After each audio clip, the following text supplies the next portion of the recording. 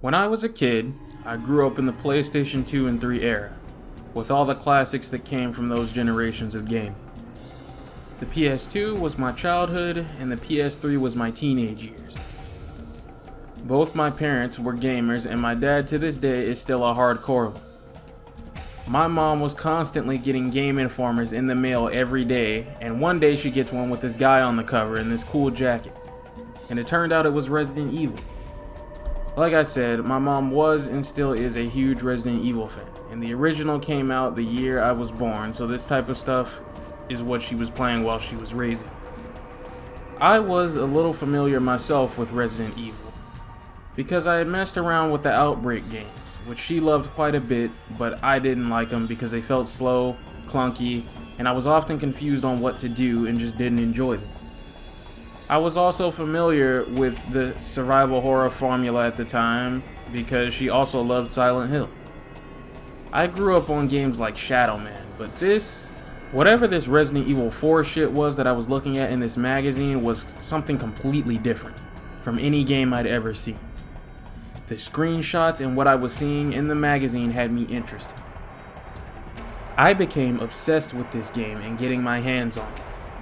The problem with that, it was a GameCube exclusive. Or so Capcom told us at the time. Which meant if I wanted it, I had to ask for a whole new console and a new game. That's a tall order. So I was gonna need to wait until Christmas or something when the big gifts come out. In the meantime, I got my first taste of the game at my cousin's house one day, who had a copy of it for his GameCube. I played up to the village section, and in a panic, climbed up the tower and got forced down by Molotovs and came face to face with the chainsaw villager, and got clapped. And my playtime was up. I still wanted this game, but I was terrified of this guy from this point on. Eventually, I did get a GameCube, as well as a copy of this and Wolverine's Revenge for Christmas, another game I really wanted badly, and I'll never forget realizing my mom had gotten me all this. One of my most cherished memories. All that to say, Resident Evil 4 is without a doubt the shining crown of my childhood. It also helps that it's one of the greatest games ever made still to this day, captured lightning in a bottle in a way that is impossible to ever replicate again today, and forced a change in the industry. I love Resident Evil 5 and 6 just as much, make no mistake. In fact, 6 is my favorite, but I cannot state enough just how risky it was to do what they did to the series with Resident Evil 4 in the first place, and just how much success this brought them. Resident Evil 4 and what it did for this series in terms of acclaim and sales not only saved the franchise, but saved Capcom from being just another Konami. I don't know what crack under the mayo was over there smoking, but yes, Resident Evil 4 saved this franchise from death. Not some metaphorical, oh, well, I didn't like the direction the series was going, death, but an actual, statistically proven, as in, this franchise would not exist anymore, death. Death from what happened with Code Veronica and Resident Evil 0, and the lack of enthusiasm and interest in Resident Evil as a brand from both gamers and the people making the games in the first place. That isn't arguable. That is an objective fact backed up with data and numbers. I'm not going to go too deep into all the versions of Resident Evil 4 because like I said when talking about Resident Evil 1.5, none of that shit really matters today. All you need to know is Resident Evil 3.5 refers to when Capcom first showed the game off, and really it just looked like any other survival horror game you'd seen up until that point. With the only real spin on it being that in an effort to put the fucking annoyance of shooting enemies you can't see to bed for good, you could go into a manual targeting mode that would place the camera over the shoulder. But the project was stuck in development hell for a bit and handed to Shinji Mikami, director of the original Resident Evil, who was just so fucking bored and tired of the franchise at this point because other franchises were evolving and moving on that the absolute fucking madman literally just threw everything about the previous games that came before out and started the entire development cycle over from scratch into the fucking masterpiece we have today. That's to say nothing of the version of Resident Evil 4 that was so action-packed and different they turned it into Devil May Cry, but that's a video for another time. Truthfully, what Shinji did with this game could absolutely never ever happen again today. In today's world, with whiny ass bitches on Twitter and this YouTube shit where people dick suck hate wagons and all that, you can never, ever take the kind of risk that Shinji Mikami took with this game ever again. And that is exactly the reason you've never seen it since. Nothing has ever forced the gaming industry to follow its lead quite like Resident Evil 4. We've seen franchises change and shake up their formula, sure, but never like this. And it's always to follow a trend or something. Mikami did what he did to Resident Evil 4 out of his own mind. There was no trend to follow with this game. It started the trend itself. When I say he threw everything out about the previous Resident Evil games, I mean it. This is where how people think they remember Resident Evil 4 versus how Resident Evil 4 actually is comes into play. This will be very important when we get to 5 and 6 later, because some of the stupid shit that's said about Resident Evil 5 and 6 as far as criticism are actually fully here in Resident Evil 4 just as much, but magically it's okay when this does it, but not okay for any other game. But hey, we're gonna talk about it. So in this video, we're gonna go through Resident Evil 4, 5, and 6, and I'm gonna give you my thoughts on each. Spoiler warning as always, emotional trigger warning as always, because I'm probably gonna insult some people who need to be insulted, call them stupid, and yada yada yada. Let's get started. Also, just for clarification, in this video we'll be covering the original Resident Evil 4. I've already covered the remake in a video where I examined it and the Dead Space remake. So if you're looking for that, check out that video. Just know it's phenomenal, it improves on a couple of things that needed improving on, and is a damn fine way to experience Resident Evil 4 in general. So, Resident Evil 4 takes place 6 years after Resident Evil 2 and 3. Leon has been forced into becoming an agent for the government and is on a mission to rescue the president's daughter who's been kidnapped, and is rumored to be in some town in Europe. Now, ignoring how fucking ridiculous it is to send one agent with no backup into a foreign location to look for the daughter of one of the most powerful men in the world is, Leon's changed quite a bit from his original Resident Evil 2 outing. He's way less naive, soft, and gullible, and he's considered the president's right-hand man, and is one of the most dangerous and efficient killers in America. Shinji and his team were clearly more interested in Leon being and looking cool rather than explaining his transition and personality. He's goofy at times, he's cool at times, and it absolutely works. Leon has become the fan favorite of the franchise, and this showing of him is definitely why. He's even admittedly Capcom's favorite, and he's the star of almost every CGI movie they've ever made. From here on out in the series, this personality is how he'll be portrayed. Also, I gotta come clean here. Most of the footage I'm going to use for this game will be from the PC version with a fantastic mod called the HD Project. Now, the original game is over 18 years old, so it's aged a bit. This is a PS2 and GameCube era title, so it's aged more gracefully than something like Tomb Raider or Metal Gear Solid 1 or some shit. But yeah, I think PS2 graphics are probably as far back as most people can realistically go and not want to rip their fucking eyes out looking at a game. There's still a lot of charm and life left to it, so if you buy this version by default, this is kinda how it looks on every platform, and it looks fine. It looks great for how old it is. Absolutely playable and enjoyable, but it still is an old game. So we're talking a lot of muddy old textures on things, and I'm not gonna lie to you fellas, some things in the games just kinda look like shit in the 2020s. It is what it is. This game is 3 console generations and a half old now. But the HD project takes all this and makes it look about as close to a Resident Evil 4.5 as it possibly can. And I can say without a doubt this is the definitive way to play this if you can get your hands on it. Which is something I really don't say about a lot of texture mods and HD packs and shit for most games because they tend to look fine, vanilla. And again, if you don't want to bother with the hassle of installing a mod, you don't have to. You can play the game and it will still mostly look serviceable and fine.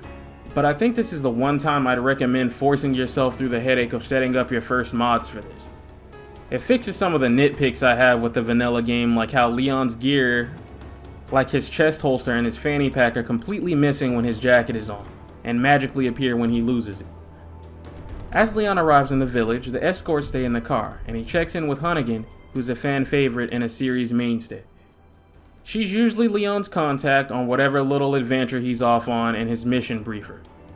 With the path forward blocked, what the game wants you to believe happens here is that Leon questions a local villager about the president's missing daughter, one Ashley Graham, and is unjustly attacked and forced to kill him in self-defense. In reality, what happens is that a foreign American agent enters a native man's house with his fucking gun out and proceeds to speak to a man who speaks nothing but Spanish in English. And he rightfully responds by telling him to get the fuck out of his home and picking up an axe to defend himself. Then Leon commits a literal crime by gunning down an innocent man in his home. If it wasn't for the fact that this village turns out to be infected, this fucking buffoon would be in serious trouble right now. And this is something that the remake fixes. Either way, his police escorts are captured and he's attacked by the local villagers. He explores the local village for clues, coming across one of his escorts dead and torched, but is swarmed by an endless sea of villagers flooding in and is chased around by them and a chainsaw-wielding maniac. It looks like there's just straight up no end to this shit until the church bell rings and they all leave. This intro is iconic, and both the original and the remake used it as its demo slice to pique player interest. And to this day, this opening still works. But with it out of the way, let's go ahead and talk gameplay changes. Because now that we're in the era of Resident Evil 4, and all of the sequels that will follow after it, it's goodbye to the era of shitty fixed camera angles and getting mauled by shit 5 times faster than you, and hello to the era of headshots and beating your fucking ass.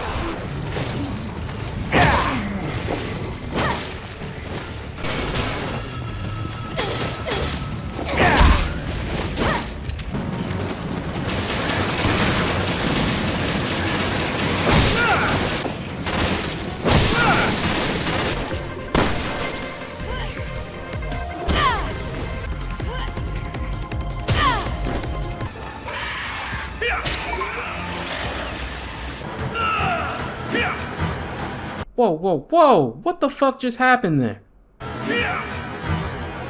What the fuck? Much better.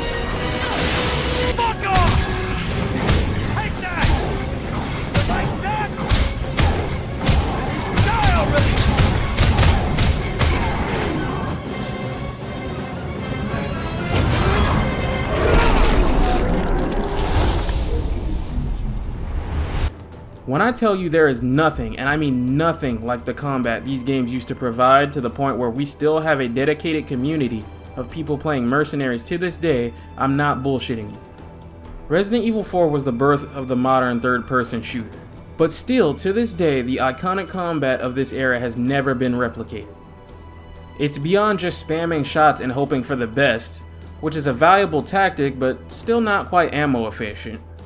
What you're looking to do in these games is hit the enemies in a weak spot, like their head or their legs, and get in for a melee strike, which is great for crowd control, does insane damage, and even better, because these games are made by people with some goddamn sense, are completely invincible to any damage once the animation starts up. You will be doing this for the next 5 games or so, and it is undefeated as some of the best third-person shooting you will ever find. And each game from 4 to 5 to 6 will only get better in terms of the combat and melee mechanics. For now though, 4 is the baseline the rest will build on, and it's fantastic. Its only problem is that once you play Resident Evil 5, and I'm sure I'm not the only one who's done this, you may find yourself stunning someone with an arm shot only to fuck around, run up, and realize they hadn't put arm shot melees into this game yet, and now you're kissing a ganado you just ran up to like a fucking dumbass. Outside of that, absolutely solid shooting, made even better by the laser sight reticle on every weapon in the game to emphasize precision and good shot placement. This was a signature of the series until later games where it was turned off by default for a traditional reticle because people who suck at video games were bad at aiming with it. That leads me to a big piece of advice I have. If you're playing on PC and you boot this up for the first time and are completely fucking disgusted by this abomination of a default control scheme, you may be led to believe this game has aged like shit the second you touch it. Go pause the game and switch it to standard third-person shooter controls. I believe it's Type 3. On modern console ports, third-person shooter controls are the default mapping now. On PC, it's still set to the original control scheme, which I think is a huge mistake, since unless you know to switch to the modern control scheme, the game will probably turn you off. I don't know what fucking butthash Jared from Avalanche Reviews is fucking huffing over there at his house. The default control setup was really weird and didn't make any sense at all to me. For some reason, it has you using R2 to fire your weapon when every game so far has used the old aim with R1 and fire with the action button approach. And yes, I was able to change it to something a little more familiar, but I kind of wonder why they'd go in and make the default configuration for this port be so wildly different from the original release. I mean, you gotta figure people playing this version would be looking to play it the same way they did the original, but hell, for all I know, this might be some sort of really efficient speedrunner approved control setup. You guys tell me. For some reason, it has you using R2 to fire your weapon. For some reason, it has you using R2 to fire your weapon.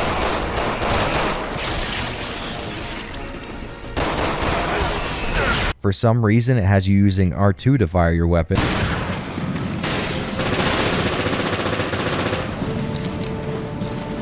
For some reason, it has you using R2 to fire your weapon.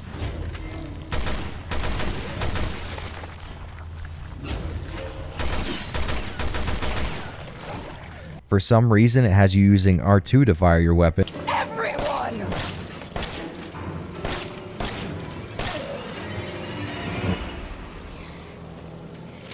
For For some reason, it has you using R2 to fire your weapon.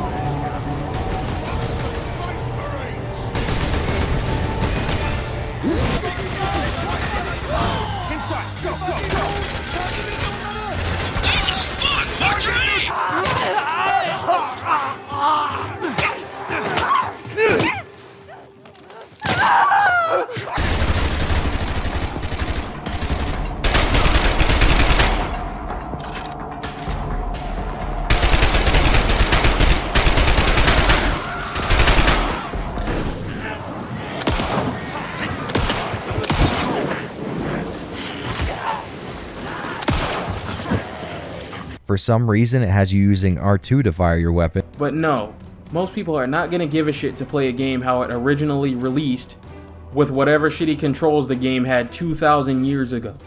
They want to play it like any other game in this day and age that they would load up. That's why when old games are remastered, one of the first things that get touched are the controls to modernize them. Understanding that is the difference between your favorite childhood games being seen as outdated and being seen as still holding up today. Something that Capcom understood with modern console ports of their classic games that have held up beautifully and done great in terms of mass appeal and accessibility. Now, for those of you wondering how the fuck people even played with this travesty that is the original control scheme, you have to understand. Not only did this game originally release on the Nintendo GameCube, and I mean, look at this fucking controller, it's a train wreck. I cannot believe we gamed with this thing. But keep in mind, Gears of War and other shooters didn't really come out with the unified control scheme we know of for aiming and shooting until after this. So you gotta cut this game a little slack, as the original control scheme wasn't this fucking dog shit on purpose. It was just kinda all we had back then. Which is funny because when Resident Evil 5 came out, I hadn't really played Gears of War since I was stuck with the GameCube and the PS2 for most of my life up until then. So the first time I played Resident Evil 5, I switched it to the original Resident Evil 4 controls instead of the default third-person shooter controls, and I can't fucking believe I did that. If I could go back in time, I'd kick my own ass. All this to say, yeah, in the gameplay department, the original Resident Evil 4 still mostly holds up. It is the birth of the modern third-person shooter, so all you have to do is slap some modern controls on it, and it plays just fine. But it has aged a bit. For starters, you still cannot move and shoot at the same time, which is probably the biggest thing that cripples both it and Resident Evil 5. I let Capcom slide in the fixed camera angle era, even though other classic survival horror games let you move and shoot just fine. But by the time we get to Resident Evil 4 and we still cannot move and shoot at the same time, Capcom is just being fucking stupid and hard-headed. That's part of the reason Resident Evil 4 Remake happened, and a Resident Evil 5 remake is inevitably going to happen. Because these games are damn near perfect, but this one decision sealed their fate as the biggest way they are outdated. Listen, I'm probably the biggest shield for these games you're ever gonna run into, but I cannot defend this decision. Some people try to deflect the criticism of this here as adding to the tension and the fear, but there has never been anything scary to me about my character standing around in place like a fucking idiot while things approach me. I'm not feeling fear here, I'm feeling clunkiness. The next biggest issue is the menu system. Listen, yes, it's iconic, there's a nostalgia for it, and seeing your character holding and posing with whatever weapon you have equipped is really nice, and I still have that nostalgia. But if I told you that I wasn't already tired of pausing the game to switch weapons by chapter 2, I'd be fucking lying to you. Yeah, it hurts a little to jab at one of the best games ever made like this, but no game can be 100% perfect. And I have to be honest, playing this these days, it does start to get tedious and jarring to be in the zone, laser focused on the action, and then ripped out of it to go swap weapons or something. And you will have to deal with this your entire playthrough. Eventually you kind of get used to it again, and next thing you know you're doing it without even thinking, but it is still a problem. There is no quick select, there is no quick swap, so anybody expecting that is gonna feel a bit of age. Lastly is that even though the modern controls do what they can to make this game as accessible as possible, the game still uses the tank controls from previous games. Now, it is nowhere near as shitty to deal with as it can be in those games, because the entire game takes place over Leon's shoulder, and not from annoying ass angles that keep swapping every 2 feet, hiding whatever you're shooting at from you and disorienting you, but it does mean that it doesn't have anywhere near the movement and flexibility that the games after it will have, nor the remake. The right stick turns and shifts the camera, but not the character. I've played this game hundreds of times, and I don't think I've ever used this camera thing the way Shinji thought people would use it, which I assume was to check your surroundings quickly from angles you can't see. Instead, it just makes the right stick completely useless and movement on the left stick extremely stiff. So you will have to get used to that if you want to play this game. Again, this was before third-person shooters took this blueprint and improved the design, so some of the things like this are just hard-coded and cannot be fixed with an updated control scheme, as Leon has no strafe ability whatsoever. These are sort of the main downsides to the original, and outside of these, the game has aged extremely well.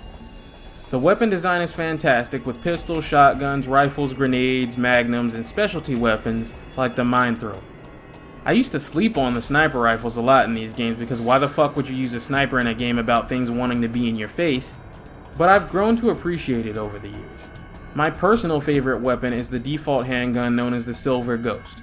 Now, a lot of people will usually roll with the Red 9 or the Blacktail, but the real ones know the maxed out standard handgun is where it's at. Critical headshot and critical melee gang supremacy. Raw damage is for bitches. Oh yeah, the upgrades. Weapons can be upgraded with money you find in the world from killing enemies and collecting treasure, used to either upgrade your weapons or buy new ones. Each weapon, with the exception of the Killer 7 in the original, has an exclusive upgrade that basically breaks it and makes it overpowered, but costs a shit ton of money to unlock. Resident Evil 4, as you can see, is very different from previous games, and basically throws everything they had going out the window in order to make a better game, even down to the level design. No longer will you be running around mansions and police stations with no fucking clue where to go until you figure it out. It always makes me scratch my head in confusion how people complain about the linearity of later Resident Evil games, but act like Resident Evil 4 isn't just as linear. There is no real exploration in this game, and you will never be confused as to where to go. You mostly go from point A to point B, from chapter to chapter, and everywhere that is not the main path will be locked until, as part of the main path, you find a key item in your straight line that may loop back around sometimes, and may take you back to an area with a door that was locked before. This is not the type of game where you're going to be running around the Spencer Mansion. While you try one key on a handful of doors you need to remember were locked with this armor symbol or some shit. This is a very linear game. And I don't say that as a negative because it isn't a negative. I much prefer story-focused linear game design like what is in Resident Evil 4 to what came before. What I am saying is that the linearity started with this game. Let me give you 2 examples. When you reach the church Ashley is being held at later, and it's locked, you don't have to look for the key at all. As part of the story, Leon does, but you, the player, don't have to run around this fucking village looking for it or checking a map or any of that shit. You simply progress the game and the chapter, going basically in a straight line until the game hands you the key, and you continue again in a straight line back to the church, not even having to turn around.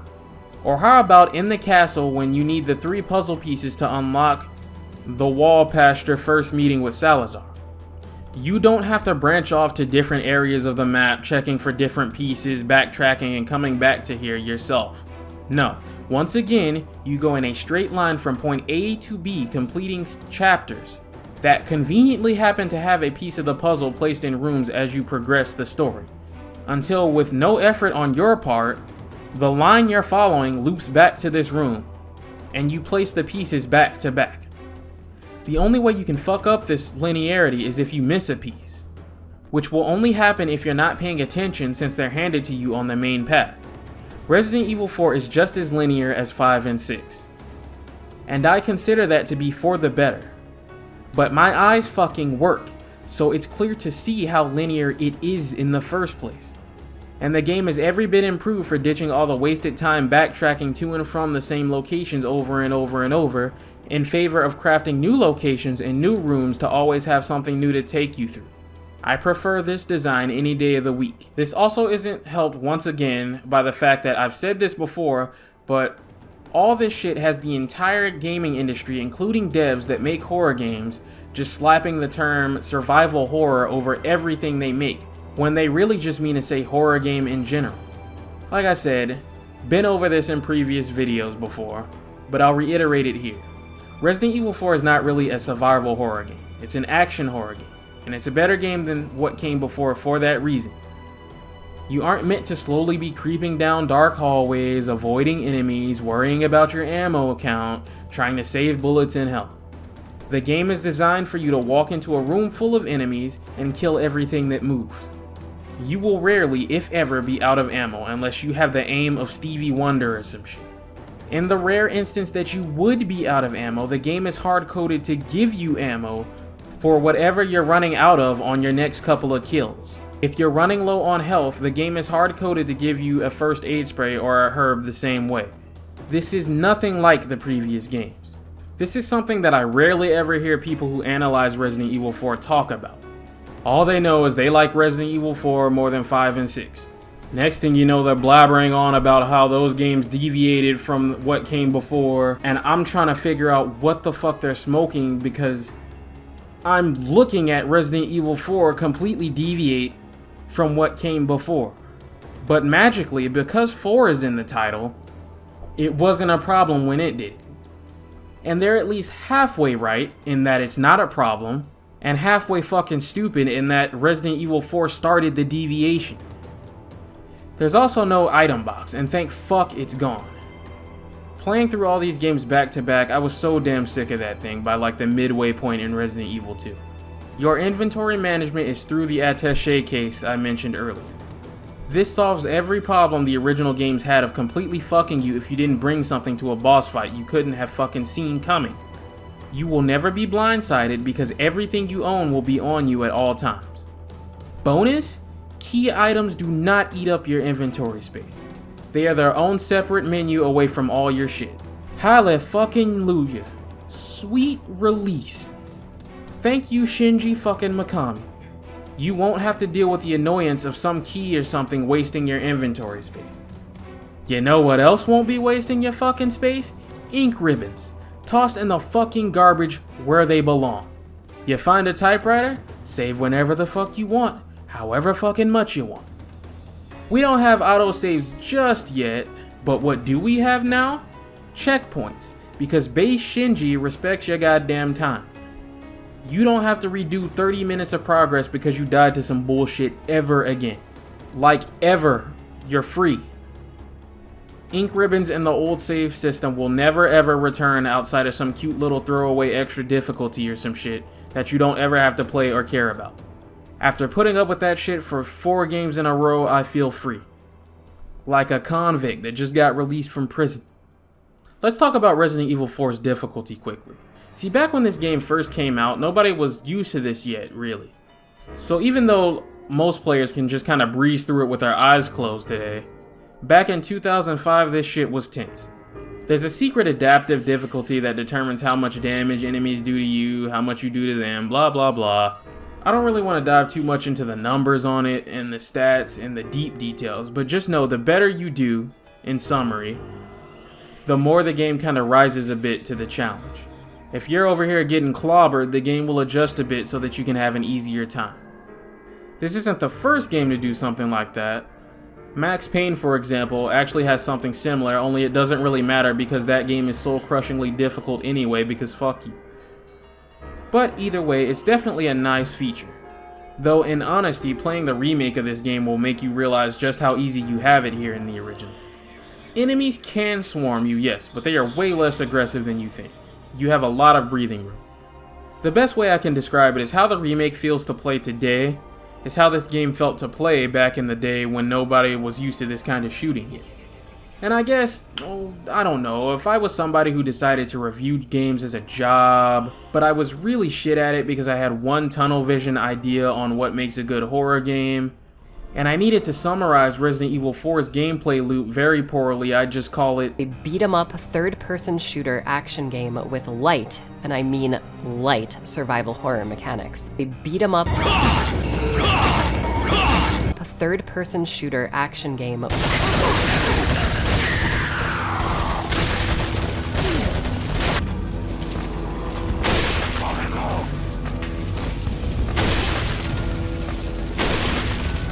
with light, and I mean light, survival horror mechanics.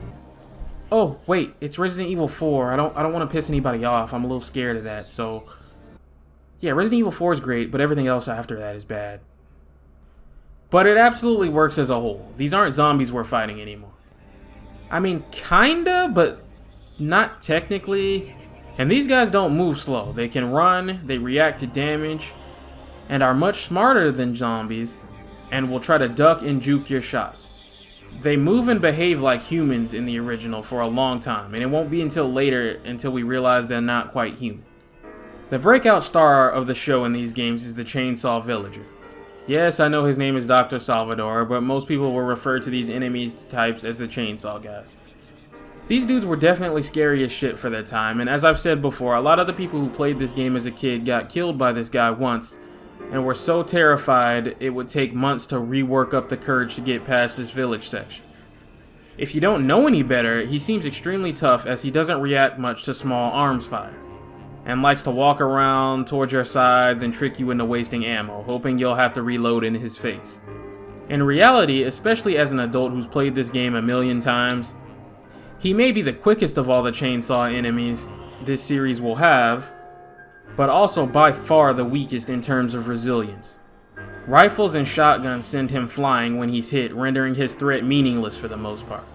It's why in 5 and up he barely reacts to these. Just know that from this game forward, chainsaw enemies, or sometimes drill enemies that serve basically the same purpose, become an iconic signature of the franchise. Getting hit is almost always an instant kill, at least until Resident Evil 8, where it's just massive damage. But this has become a series tradition type of enemy, and it's all thanks to this game. No real Resident Evil game is complete without one anymore. Anyway, after the villagers let up, Leon continues his search, running into Luis Serra, being held captive. But before he can release and question him, Chief Mendez shows up, and Leon delivers one of the sickest looking kicks that gets blocked on some Matrix shit. And he too is captured and infected with the virus while he's unconscious. When he wakes up, he's chained up with Louise, and it's funny how buddy and friendly they are in this game, whereas in the remake, Leon is ready to snap this man's neck at a moment's notice. Anyway, Louise tells Leon that Ashley's in the church, before a wounded villager attacks them and presents them with a chance to escape, where Louise runs off to do his own thing. This is where we meet another icon, Resident Evil 4's Merchant. He needs no introduction really, you know the beloved lines. He's where you buy and sell things. If you shoot him, he'll still show up the next time he's supposed to. He's a chill dude, just trying to run a business off of whatever survivors he runs across. He's clearly infected himself since his eyes glow like the rest of the guys later in the game, but he clearly doesn't give a shit about Sadler's mind control either. Does he make sense? No, but who gives a shit? He's fun, he's cool, that's all that matters. With some shiny new toys, Leon slaughters his way until he passes through a house that unfortunately for him, turns out to be Chief Mendez's house. And he almost gets killed before Mendez realizes that the infection has started, so he decides to spare Leon. Now, I imagine a lot of first-time players don't do this because why the fuck would you? But if you turn around and go back through the door into Mendez's room, a cutscene plays where this time he's straight up about to kill Leon, and Ada saves him before flying off. This is a nice cutscene that is so fucking silly because even Leon acknowledges just before this that he should probably stay out of Mendez's way because he almost killed him.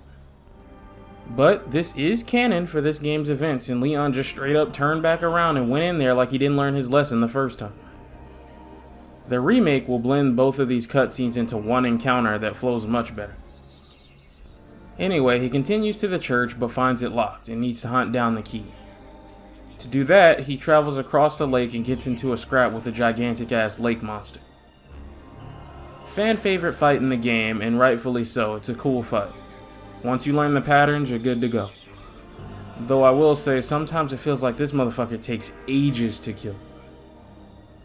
Either way, our boy Leon passes out. Something is clearly wrong and the virus is starting to cause issues.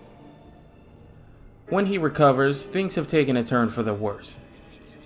This is when the transformations start and when we get our first look at Las Plagas controlling the villagers. These things can hit you for some pretty nasty damage, so I'd keep your distance.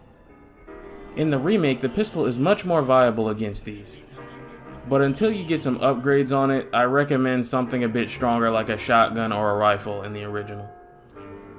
The pistol can actually make them stumble close to you, and they swipe completely independent of whatever their body is doing. Finding the key to the church, he rushes back but gets stopped by another fan favorite, El Gigante. Absolute classic. If you save the dog earlier in the game, he'll help you out here, but the goal is to weaken it and slash away at its plaga until it dies. When we put it down, we open up the church and make contact with Ashley. Don't come! Too late. Her mechanics are a bit different in the remake compared to this original. Here she has a dedicated health bar you have to manage, and you can tell her to wait or follow. Same as in the remake, if she gets grabbed, you need to drop whoever it is trying to carry her away or you'll fail the mission. Only there's no trusty get out of jail free knife attack, so you'll need to watch your aim. If you damage her in any way, unlike the remake where she just gets knocked out, here that's instant death. A lot of people really have trouble babysitting Ashley in this game, and I usually attribute that to just being dog shit at video games and having no situational awareness, but hey, it is what it is. On our way out, we're stopped by the main man himself, Sadler, who tells us he's injected both Leon and Ashley with the Plagas parasite, and when the eggs hatch, they'll turn into his puppets. With this, he'll use his personal army and the parasites to take control of the United States, absorb their power, and eventually the whole world. He then almost fucks up his entire plan by having his minions almost kill them both when they try to escape. Nice plan, dickhead. This is my problem with this version of Sadler as a whole in retrospect. Who he is in the lore is kinda at odds with his personality in-game. He doesn't act like a cult leader in this original. If you took him out of this outfit and put him in a t-shirt and jeans, it wouldn't even feel out of place. Because he just talks to you how you would expect every other villain in the series to talk and respond. Sadler is supposed to be different. His disciples talk like they all worship him, but he's just a regular ass dude. This is something the remake fixes by completely removing him from the equation until you get to the island later in the game, and focusing more on how he's able to communicate and control the Plaga to get whatever he wants. And he's also changed to be less of a cartoon villain and more like the religious nut job he's supposed to be. With Ashley secured, Leon's next course of action is to head to the extraction point, but the chopper gets shot down, so now they just need to escape the village in general. While doing so, they run back into Louise, and we have what is now considered horror game tradition, and that is the old holdout or siege section, where you're put in a room or a house or something and swarm from all sides while you try to survive the onslaught. This is your first taste of a bit of the co-op AI system of Resident Evil 5 before we get there. In the remake, they have to run for their lives during this fight because this is just becoming too much. Here in the original though, the Ganados at a certain point just give up? Really bizarre, but hey. Louise leaves Leon and Ashley to their vices, and with that, we're given a choice that I'm sure was cute at the time, but in retrospect, is kind of a waste of resources. You're presented with a gig. On the right side, you're challenged with another El Gigante fight, after just fighting one, which is boring, but the side I used to take as a little kid. On the left, should you choose to take it, a shitload of Ganado and the Chainsaw Sisters. Like I said in my video on the remake, it doesn't surprise me that this is the only direction they remade, because the Chainsaw Sisters are a lot more of a fun and interesting way to go, and work much more in the game's favor as an encounter. Without that out of the way, the only way Leon and Ashley are getting out of here is through a door that requires Mendez's eye to unlock. So Leon willingly walks right into his trap and fights him to the death in the game's Act 1 final showdown. Now, if you've ever played a Resident Evil boss fight in any previous game, you'll know what to do here, and unfortunately, as good as Resident Evil 4 is, it can't break away from the shitty horror game boss fight curse. So yes, the boss fight will consist of you running from one end of the room to the other, firing away before the boss can get close to you, and trying not to get hit on the way to the other side, over and over and over. it's made mostly better than any other form of this that's come before, with the freedom of movement and the shitty camera not getting in the way of the thing, but it's still pretty clunky. If you've played another RE boss before, it's manageable. That is, until halfway through the fight when Mendez breaks in two and now his upper half is flipping around at super speed and giving you no breathing room, and just spamming unavoidable attacks that do insane damage and can kill you in the blink of an eye. You are at RNG mercy at this point if you don't have any grenades left to stun him and DPS him while he's down over and over. Honestly, this is probably my least favorite boss fight in the game in terms of balance, even if it is my favorite one art direction wise. Capcom overhauls this fight much better in the remake, where the first half is kept mostly intact, but the second half is overhauled to be less dogshit. With him killed, we take his eye and make for the castle. Unfortunately for Leon, these guys ain't friendly either. Here's the thing about the castle. Of the game's 3 acts, the castle has always been my least favorite. Funny, because it was the original premise of Resident Evil 4, but the castle has always been filled with the most bullshit and draining areas in the game. I never want to pull my fucking hair out in frustration of not being able to move and shoot more than I do in some of the shit the castle area of the game puts you through. This room with the knights that are glued to your ass like a tail at a furry convention are one of the prime examples. It doesn't help that shit like the catapult section is one of the first things you're greeted with when you get here. Also, I know I'm not tripping, but I distinctly remember in the OG GameCube version, not just 1 but 2 Gyarados would drop from this cage on Professional, and it was torture. But it's been years, and every version I've played afterward seems to only drop 1, so maybe my memory is just foggy. A lot of the castle's frustrations are attributed to putting you in a situation where you're better off leaving Ashley before you even know that you should have left Ashley if you're a new player. The night room, the Gyarados fight, shit like that. All things Capcom retroactively knows were kinda bullshit to spring on you, with Ashley present, so go to great lengths in the remakes to fix up by having Leon tell her to stay behind. On the plus side, once you get here, it's welcome to Suplex City. Leon will upgrade his knee melee to a suplex on the castle enemies and Saddler soldiers from this point on, but the villagers will still get the basic kick attack. This is to sort of counterbalance the introduction of a second Plagas type that is an instant kill if it hits you, and a third that's kinda useless and had to be reworked in the remake to be more threatening. Flash grenades will be extremely useful from this point onwards, as they're an instant fuck you to all Plagas types. Leon and Ashley look around the castle before Leon loses contact with Hunnigan for basically the rest of the game. And they run into Louise, who comes clean and lets them know that he already knows they're infected and he's here to help, but this dickhead dropped the medicine and needs to go back for it. They also run into this act's main villain, one Ramon Salazar, owner of this castle and devoted lackey for Saddler. Leon ain't giving up Ashley, so Ramon tells him he's a dead man. With that, we pass by a few classic encounters. First, the Gyarados sub-boss. Listen, these days it's a little clearer to tell that he's blind thanks to higher resolutions, but I remember not really being able to tell on a shitty old low-resolution box TV of the time, so it took me a couple of deaths to figure it out. Once you know what you're doing though, he can be dead in less than 30 seconds. Right after that, the infamous water room. Listen, back in the day, this area was seen as hard as shit and complete bullshit. Remember, nobody was used to this yet. And when I was a kid, it seemed like the enemies here were fucking endless. They're not, but it really did feel like it. Optimal strat is to beeline it for the room at the end of the stairs and then thin the herd a bit, funneling them in here until you feel comfortable. From there, the room should be pretty fair and balanced, unless you don't have any sniper ammo to protect Ashley with. Or, you know, if you sold your sniper rifle because you weren't really finding it useful in a game where things are always in your face, then fuck you, I guess. Better single fire that TMP, bitch.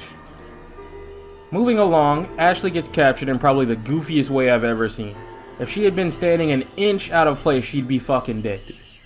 Salazar has also jacked the line, so Leon will be talking back and forth with the villains from here on out. Yeah, if you've played the remake, it should be very clear most of the changes in that game happen right around here, and it's mostly improved for it. I guess it's up to you which Act 2 you prefer, but I like the way the remake makes the way Ashley and Leon separate here more believable and respectable, and also trades up having the villains blabber on like goofy comic book characters for Louise and Ada to have more involvement in the narrative. The original has some charming lines, sure, but personally I'll take the trade. The famous shooting gallery minigame you've probably seen in other games like The Evil Within and Dead Space is introduced to us here. Unlike the remake where precision doesn't really matter, just raw hits, here headshots are important for your score. The better you do, the more bottle caps you get. Think of bottle caps as your model viewer from the RE Engine games. Back in these days, it was a pretty cool idea, but I've played this game so many times on so many different ports that I'm just so overdoing this shit on a fresh save to get them all, so I'm gonna cheat in this playthrough and just put them in my inventory, fuck it. We get introduced to the bug monsters around this time. I believe the proper name for them is Novistadors or some shit. And around here is when the game has stopped fucking around and being beginner friendly and starts to bring out the big guns literally. Yeah, I want you to keep shit like this in your mind for when we get to Resident Evil 5, because some of the stupidest people I've ever had the displeasure of having to listen to speak or read words from when it comes to Resident Evil magically forget all these Gatling guns, rocket launchers and shit in Resident Evil 4 when they talk about Resident Evil 5. For now, we're grooving along. Salazar's still sending his people to try to stop Leon, but it isn't working because this man is death on two legs. A lot of you don't know this, but I have a phobia of dog bites, even though I love dogs. And this section used to scare me a lot as a kid. These days I can clean house, but back as a kid it took me another couple of months to work up the courage to get through this. Once we do though, Leon meets a familiar face. His other half, Ada Wong, finally shows herself for a bit of playful fun. In the old days, this was so cool to see, and this is a scene that's been referenced in the CGI movies and stuff a couple of times. This is one of the game's most memorable moments, even if I do admit these days the flashbang spy glasses are a little silly. Especially because she's only wearing them for this scene even in her own campaign. Cyborg grapple hook eyes in the remake are way cooler. After that, we are treated to one of my top 3 bullshit castle moments. When they drop this damn Garrador and a couple of enemies on top of you with motherfuckers with arrows also shooting you from outside. To get out of here, there's locks on the door you need to shoot off, but they're reinforced, so you'll probably need to shoot them multiple times while you're in a cage with this fucking Garrador in a game where you cannot move or shoot at the same time. Oh my god. There's no defense for the balance here. This is just some straight up fuck shit you're gonna have to get through, and I apologize in advance to anyone who has to deal with this shit for the first time today with no idea this is about to happen. Like I said, could have sworn in the GameCube version 2 dropped down on professional mode, and that one of them was fucking armored, and it was just so bullshit that they nerfed it on the PS2, but maybe that's my childhood memories playing tricks on me. Because a fucking armored Garrador in here is insane. Either way, suffering through this, in the next room we can pick up a lot of goodies. Like this free rocket launcher. Grab that shit up, my boy. Make whatever space you need for it. You're gonna need it for later. And Louise shows up with our medicine and the Plaga sample, but gets killed by Sadler, who takes it from him. With his dying breath, he gives Leon the last of his suppressant medicine. Like I said in my Resident Evil 4 remake vid, original Louise is a fan favorite character because of the game he's in and his personality, but the story that's originally told with him here isn't doing him any real favors. He doesn't really do much of anything here, and his only real contribution to the story is him giving Leon some medicine that he'll use in exactly one cutscene just before the end of the game. If you took him out of this story entirely, almost nothing would change here. So, I mean, yeah, it hurts to say it, so I know it hurts to hear it too, but it's true. His potential isn't fully realized until the remake, where they transform him into one of the best supporting characters they've ever crafted. His genius is fully realized there, and neither Leon nor Ada would have survived this situation without him.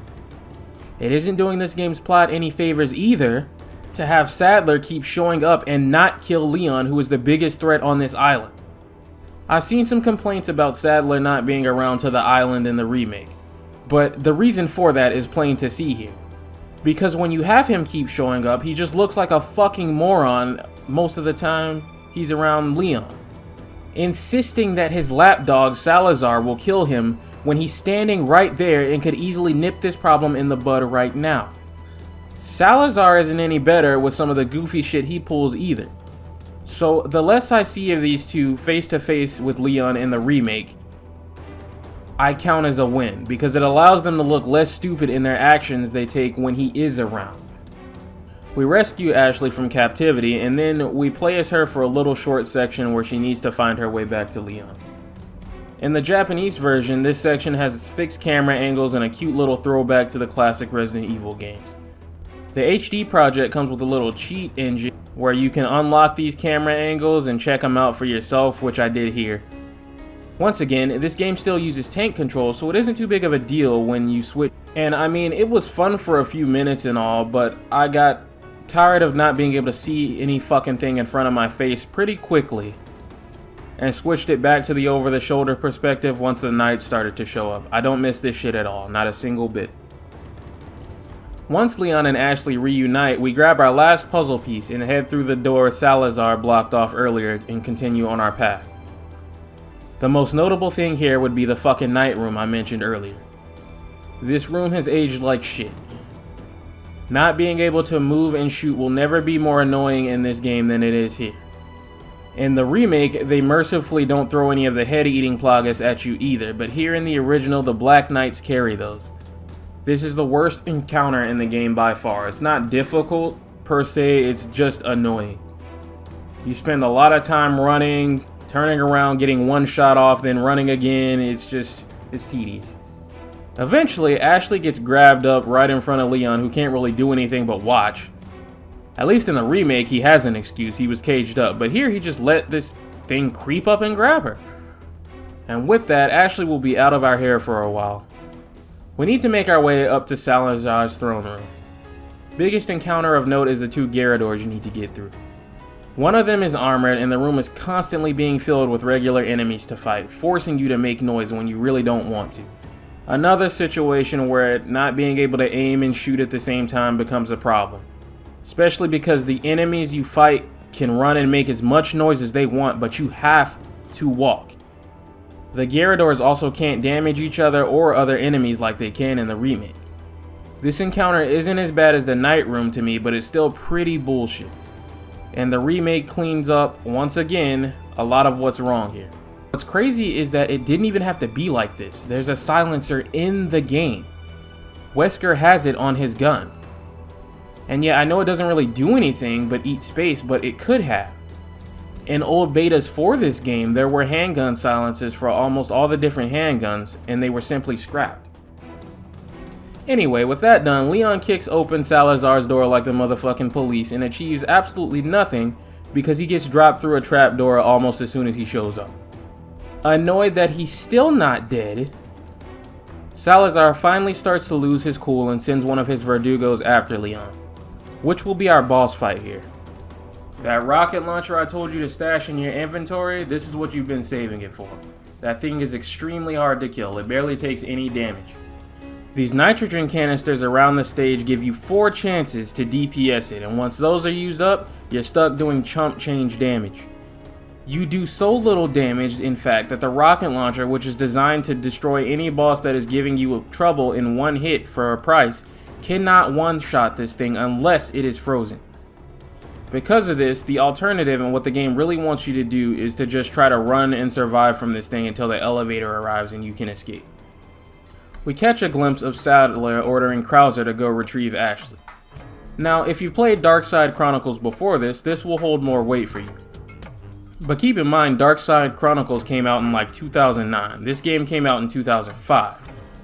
So that backstory wasn't even thought up yet. When this game first came out, nobody knew who the fuck this was. It was just another dude who looked and dressed like Leon, but on steroids. You'd be forgiven for thinking this was maybe his Trenbolone-loving gym bro older brother or something. More on him later, but for right now, we've entered the mines. This will be the last time you fight any villagers in the game, and our homie Louise isn't here in this version, so it's just Leon. This is where they've been digging up the plagas for Sadler's army. The El Gigantes in the lava room are a highlight, as well as the minecart ride. With that, it's time for the final boss of this act, Salazar. Used to think as a kid that this fight took too much fucking time and bullets. So I just used to buy a rocket launcher, shoot him until he comes out of his shell and blast away. But playing this the normal way, he's actually not too bad. Just watch out for his instant kill bite attack that is a lot more telegraphed in this game than it will be in the remake, and you should be fine. I actually prefer this fight to the fight in the remake, which is actually kind of rare for me to say. Since here he isn't spewing that annoying black goo bullshit at you. But regardless, Leon kills him and chases after Ashley, taking a boat to the island driven by Ada, who runs off to do her own thing. Once we get to the island, things are at an all-time dangerous. People who tend to suck at video games or one of those boring lames who blabber on about Resident Evil games having too much action tend to hate the island. There were people less mentally fortunate who straight up suggested cutting it in the remake. Thank fuck that Capcom did not listen to these goddamn rats. See, I'm gonna say what other YouTube channels who tend to cover Capcom games sort of think but can't really say because they rely on these people for a job and to pay their bills. So they can't really be too mean or they'll get in trouble. Really wanna say but can't. The thing about me is I don't do this for a job, I do it for fun, so I'm gonna call it for what it is. Out of all the fan bases on the planet, Capcom is probably cursed with the top 5 dumbest. And I mean that 100%. Not all of them are stupid, but a good portion of them are just absolutely fucking dumb. Like I said, these other channels can't say it, they just think it. Trust me, they just don't want to be in the controversy for lashing out, but fuck a controversy, I can't. I said this in the video on the remake too. But for as much whining and bitching about the cut content as there was for Resident Evil 3 Remake, anyone suggesting cut content in any other remake needs to be punched in the fucking mouth. Don't believe me? Here, I present you with this tweet that is the prime example of the mental state of a fucking slobbering, airheaded Capcom fan specimen. Read this shit. Pause this video. Read this shit. I hope they don't cut content this time, but also, I'd be perfectly okay and I'd like them to cut content this one time. Are you reading this contradictory shit? This is what the fuck kind of fan Capcom has to use as feedback. These are the people they have to try to please and work around anytime they make a game. Like I said, not all of the fan base is this fucking stupid. For example, a lot of my audience thus far has been one of the ones that have been waiting for a channel like me to come around and slice through all this stupidity and bullshit. But since I was 18 and started to get on these forums and engage in these discussions, these are the kind of people I've had to debate with for almost a fucking decade when it comes to Resident Evil. Do you understand why I'm so fucking angry all the time? These idiots are everywhere in this fandom like roaches and rats. It's mentally painful for me to read this kind of shit. Like, imagine being on Capcom's communication department and then you gotta relay this shit back to the devs. Yeah, so they don't want us to cut any content, but also, like, there's this one thing that they want us to cut, so, like, I don't know, bro, what do we do? Anyway, the island is actually my second favorite act of the game, and I much prefer it to the castle. The island tones down a lot of the castle's bullshit in favor of just rolling with the dick out. The island location in this game sets the entire tone of what this action horror era is really about. Experts like Leon and Chris who dedicate their entire lives to stopping BOWs from being used as weapons by terrorists, and kicking ass and saving the day against somebody's personal militia army. The island section is probably the most important section in the game as far as theme. The village and the castle just show you the infection and the virus. But Leon and Ada are running circles around these morons.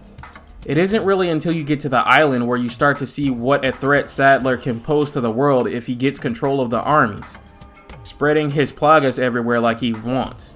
In most Resident Evil games, a cute little outbreak happens and then what? The government comes in and easily cleans house and is able to wash away everything with a nuke or something. This will happen multiple times over the series. And these next few games though, that is not going to work. The stakes will never be higher than they are here in 4, 5, and 6. And if these people are not stopped now, there will be no stopping them later. These people aren't out to test some cute little virus in a city or town that'll just get wiped off the map by the end of the game. No, they're out to destroy or control the entire world with their plans. And this island act is the first real manifestation of that. Sadler's army is not some pushover. He and his cult are extremely dangerous. This act is all about the grand action-packed finale. Gatling gunners, turrets, rocket launchers, stun batons, all kinds of military equipment is what Leon will be up against here, and it all does a fuckload of damage. To help with that, you can buy a vest to reduce the damage if you need it. It's more useful in Resident Evil 4 than 5, so enjoy it while you can. This honestly is my favorite area in terms of aesthetic too. I really love these dirty, grimy, rundown, rusted, military sort of looks in games. Act 3 and the military areas are usually when these games each try to bring out their scariest creatures as well. For this game, that's the Regenerators. These things were scary as fuck when I was a kid. These days, compared to the remake, they're an absolute joke here. And when people look back on them, admittedly, it is just with rose-tinted nostalgia goggles. Because they can't run, and therefore you can basically kill these in about 5 seconds. But for their time, these were about the scariest thing Resident Evil 4 had to offer on a first playthrough, and they were a brilliant creation. Fun fact about me is that I was so terrified of them as a kid, I never ever grabbed the thermal scope, because I didn't want to be locked in this freezer with one. So my first 5 or so times beating this game as a kid, I would just spam all my shotgun shells until they died. It's a common misconception, but no, you don't actually need the thermal scope here to deal with them. They just take a beating if you don't have it. But they can be killed with straight up raw damage. They have a more dangerous variant called the Iron Maiden, so watch out for that one. Leon fights his way to Ashley, and now their new course of action is to look for a way to save themselves before their eggs hatch. One of my favorite moments on the island is definitely this bulldozer set piece.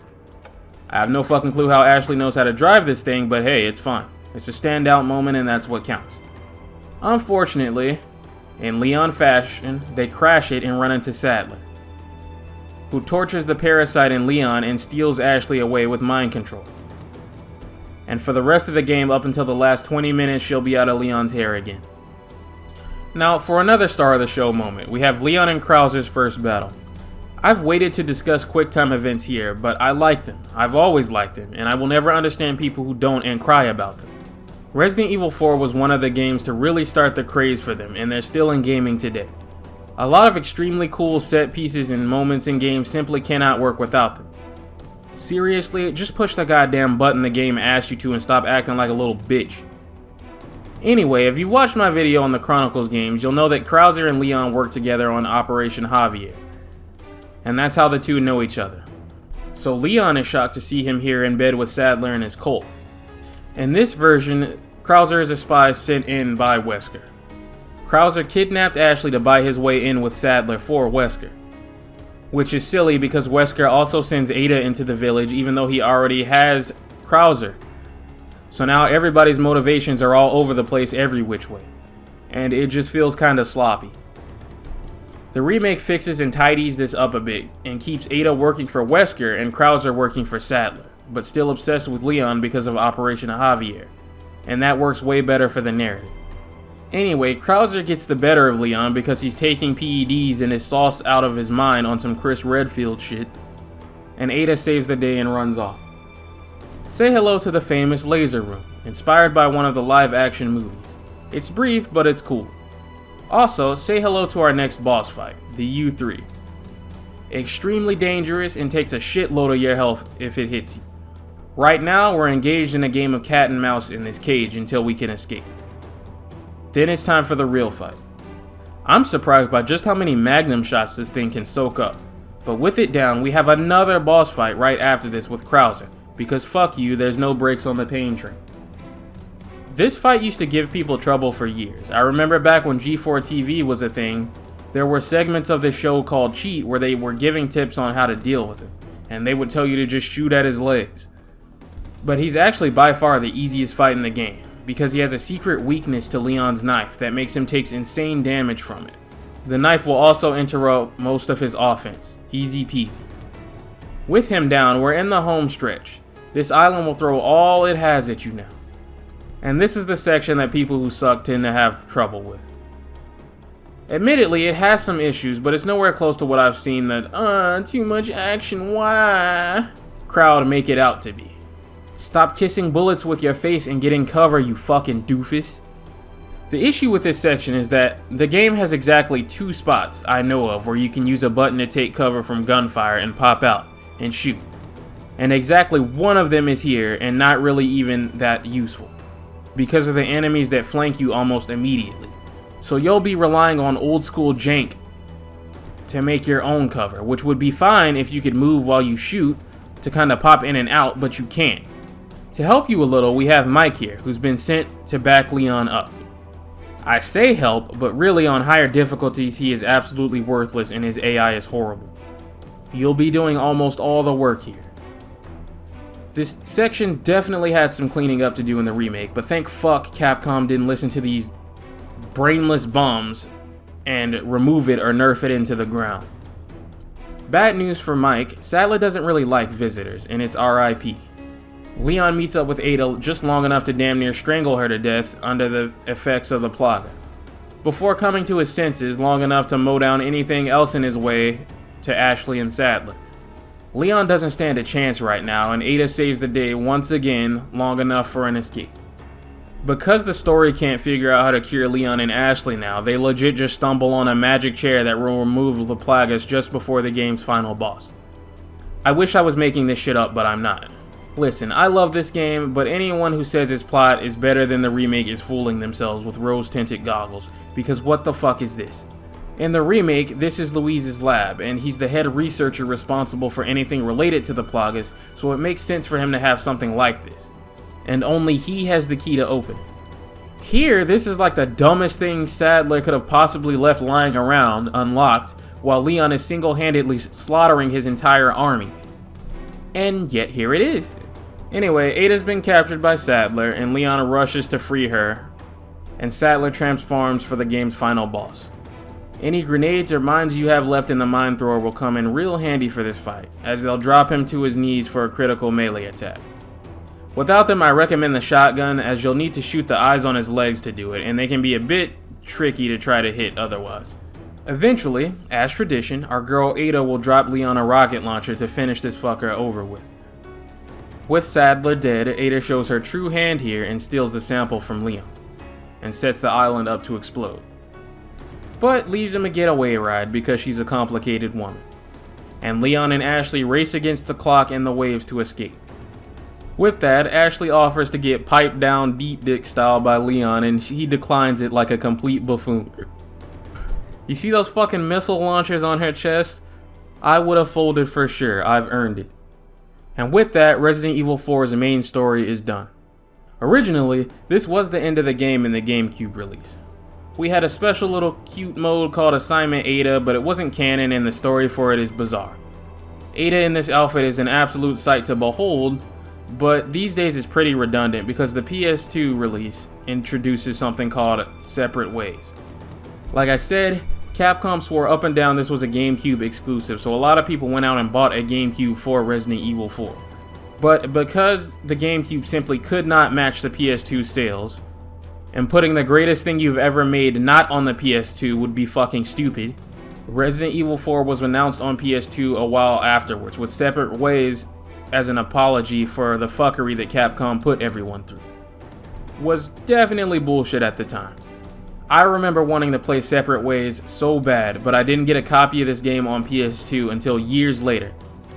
I was stuck with the GameCube version for a very long time and didn't play Separate Ways until Resident Evil 5 was already out. You'll have to forgive these cutscenes in the Separate Ways campaign looking like shit. The PS2 release of Resident Evil 4 used pre-rendered videos for all of its cutscenes instead of real-time ones, like the GameCube had. And since the GameCube release didn't have Separate Ways, whenever Capcom re-releases OG Resident Evil 4, they just slap the PS2 cutscenes on the campaign since it's all they have. Real-time engine cutscenes for it were never made. The HD project tries to salvage these and bring them up to 1080p as best it can, but it's a wobbling, janky mess. This is the best that can be done.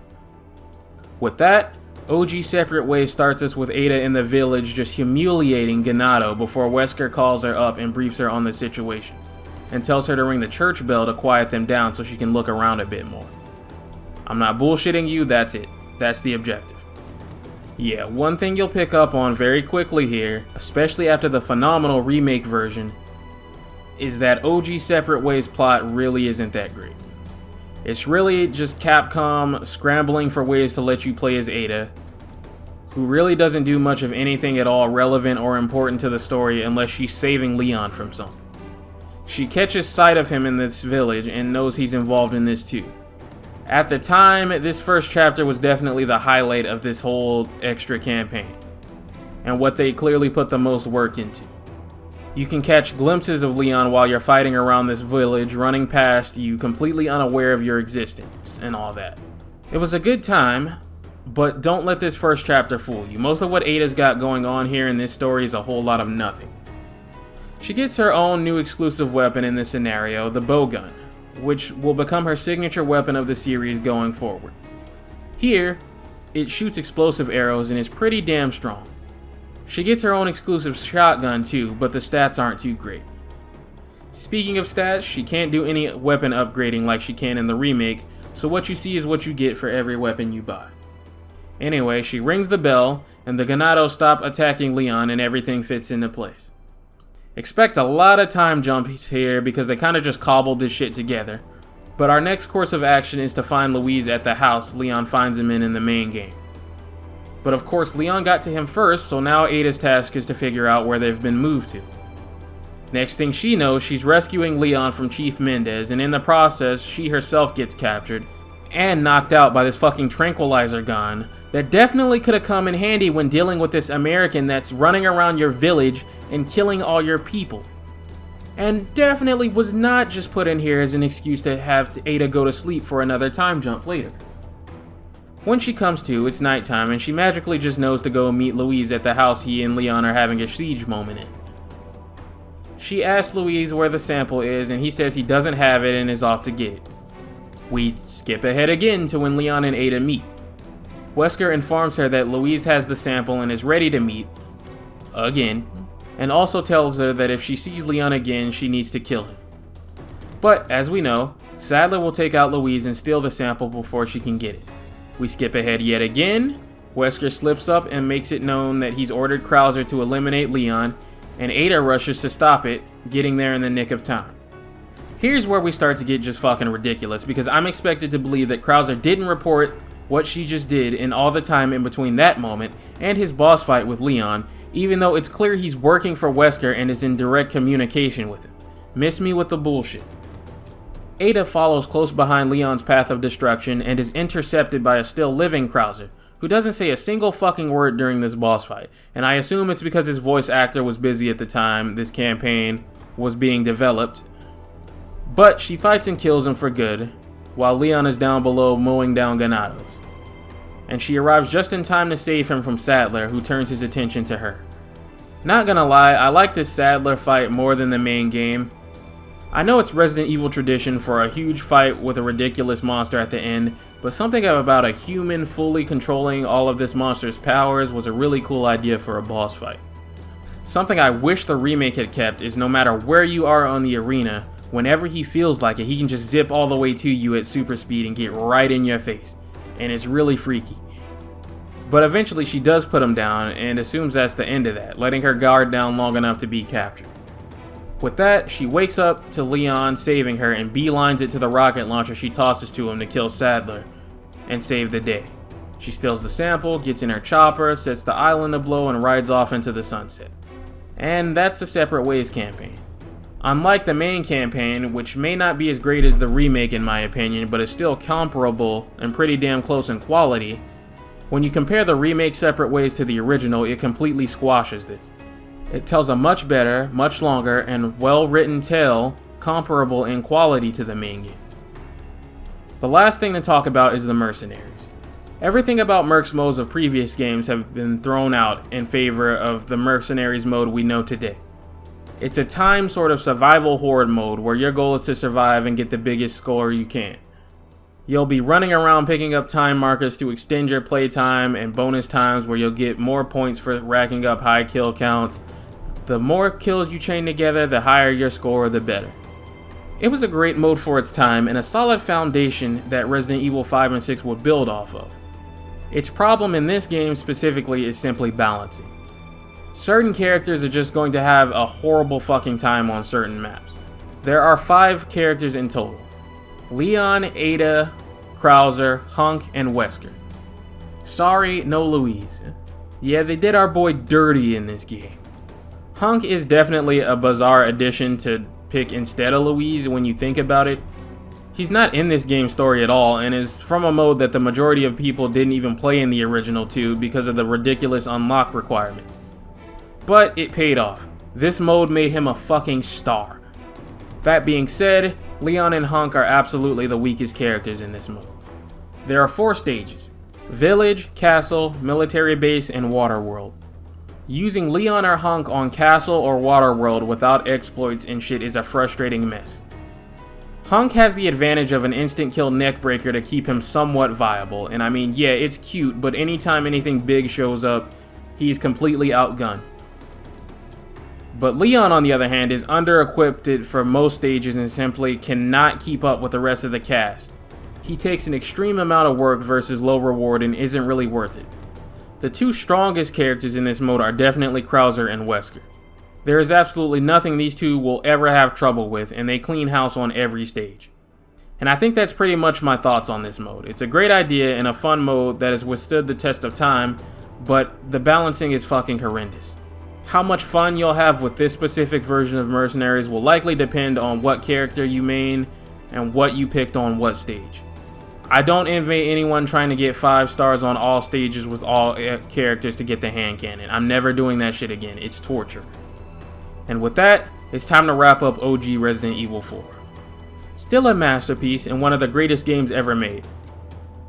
People say greatest game ever made all the time to refer to some old game from their childhood or something they have nostalgia for, and admittedly part of my statement is that. But what qualifies something to be a greatest game ever made is the ever made part, not the oh it was one of the best games that came out around its time part. Ever made means ever made. That means years down the line, generation after generation, a game still holds up. It is still accessible to a modern audience, and even with a little dust, it doesn't take much work to understand, pick up and play and enjoy, because its DNA is still good enough to be in modern gaming. That's what Resident Evil 4 is. No matter what you put Resident Evil 4 on, it has aged beautifully, and it is extremely easy to pick up and play and have a good time. This game never really needed a remake because it was about as close as you could get to a perfect game. I would say this game is 93% perfect, whereas the remake is about 97% perfect. Because no game can get there fully. To improve on a masterpiece is almost impossible, and somehow Capcom managed to do that with the remake. This game changed gaming forever. It changed Resident Evil forever. And as long as there is a single person on this planet that doesn't acknowledge that, I consider it underrated. Saying Resident Evil 4 is overrated or started to decline the series is one of those things you can only get away with in a modern society. Because if you said some shit like that during the Crusades or something back when they would torture unworthy village idiots, and I told one of the guards you were speaking blasphemy about Resident Evil 4, they'd march into your house, drag you out, break your fucking legs in public, and toss you into the fire pit alive. And no one would feel bad or bat an eye after word got out about what you had said. Whether you play this original release or the remake, you are getting a fantastic game. And I'm not afraid to say that the remake is probably a better game than this, which, like I said, was an almost impossible task to pull off. And personally, I'm glad the era that I grew up with has aged as well as it has, because it has withstood the test of time and received a damn near perfect glow up, and now generations will grow up with Resident Evil 4 yet again as I did. But with Resident Evil 4's success comes the next game in the series, Resident Evil 5, and it's time to move on to that. Resident Evil 5 is a game that conflicts me. Not because the game is bad, far from it. The game is fucking incredible and absolutely a worthy sequel to 4. But because I'm internally conflicted on how good a single player version of this game was also looking before they reworked it to be a co-op experience. Make no mistake, overhauling and designing this game to be co-op was absolutely and objectively the right call in the end. This game was a massive success. This is still the best-selling Resident Evil game Capcom has ever made, period. Actually, Resident Evil 2 Remake is the best-selling game No, you fucking idiot. Read. Look at the data for yourself. Resident Evil 2 Remake sales are absolutely impressive, and they are well deserved. That game is another fucking masterpiece I can't wait to talk about. But they are not what you think they are. Now, I don't expect a games journalist to know what the fuck they're even talk about, or even have the mental capacity to read sales charts properly. So when I see them just run with a headline that is just objectively false, I'm not even surprised. But when you come spewing nonsense that is just factually wrong to me, I need to put you in your fucking place, because if you can't tell by now, I am really dislike stupid people. And I dislike it even more when stupid people spread misinformation because they don't know how to use their fucking eyes. When you see a chart like this, where you see Resident Evil 2 Remake at 13 million copies and Resident Evil 5 and 6 only at 8.5 million copies each, and you look at the platforms listed, that should tell you all you need to know that this chart isn't correct. The sales for Resident Evil 5 and 6 are shown in their original PS2 and Xbox 360 versions, not including the sales from the PS4 and Xbox One ports. Capcom makes their charts this way because it makes their latest games look really good to their investors. And shit, it's a smart move, but also a manipulative move. Here is the actual sales for the franchise when you take those ports into account. What's fucking funny is how people try to meat gobble Resident Evil 7 as another franchise savior, but if you read these numbers correctly, you'll realize it still actually hasn't outsold Resident Evil 6 yet. When you look at a chart like this and it says Resident Evil 2 and all versions in parentheses, what that means is that someone is combining the original release of Resident Evil 2 on PlayStation 1 with the remake of Resident Evil 2 on PS4 to get 19 million copies. If I have to explain to you why combining this game with this game's sales is stupid because they're not the same game, I honestly cannot believe you ended up being the sperm cell that won. What a fucking waste. Now, when you want to run with a narrative, you can bullshit these drones that don't pay attention and just regurgitate whatever their favorite YouTuber or the loudest minority voices in the room say about the franchise. But I live in fucking reality, and you can't bullshit me. But back on my point about being torn between the great game that we got and the other great game we could have got, if you go back and you look at some of these earlier beta trailers, some of the shit you were seeing was so fucking sick. The enemy counts are crazy. They're so crazy that Chris had a built-in crowd control attack in his throw break that would just break through the horde. They're almost double what they are in the final game.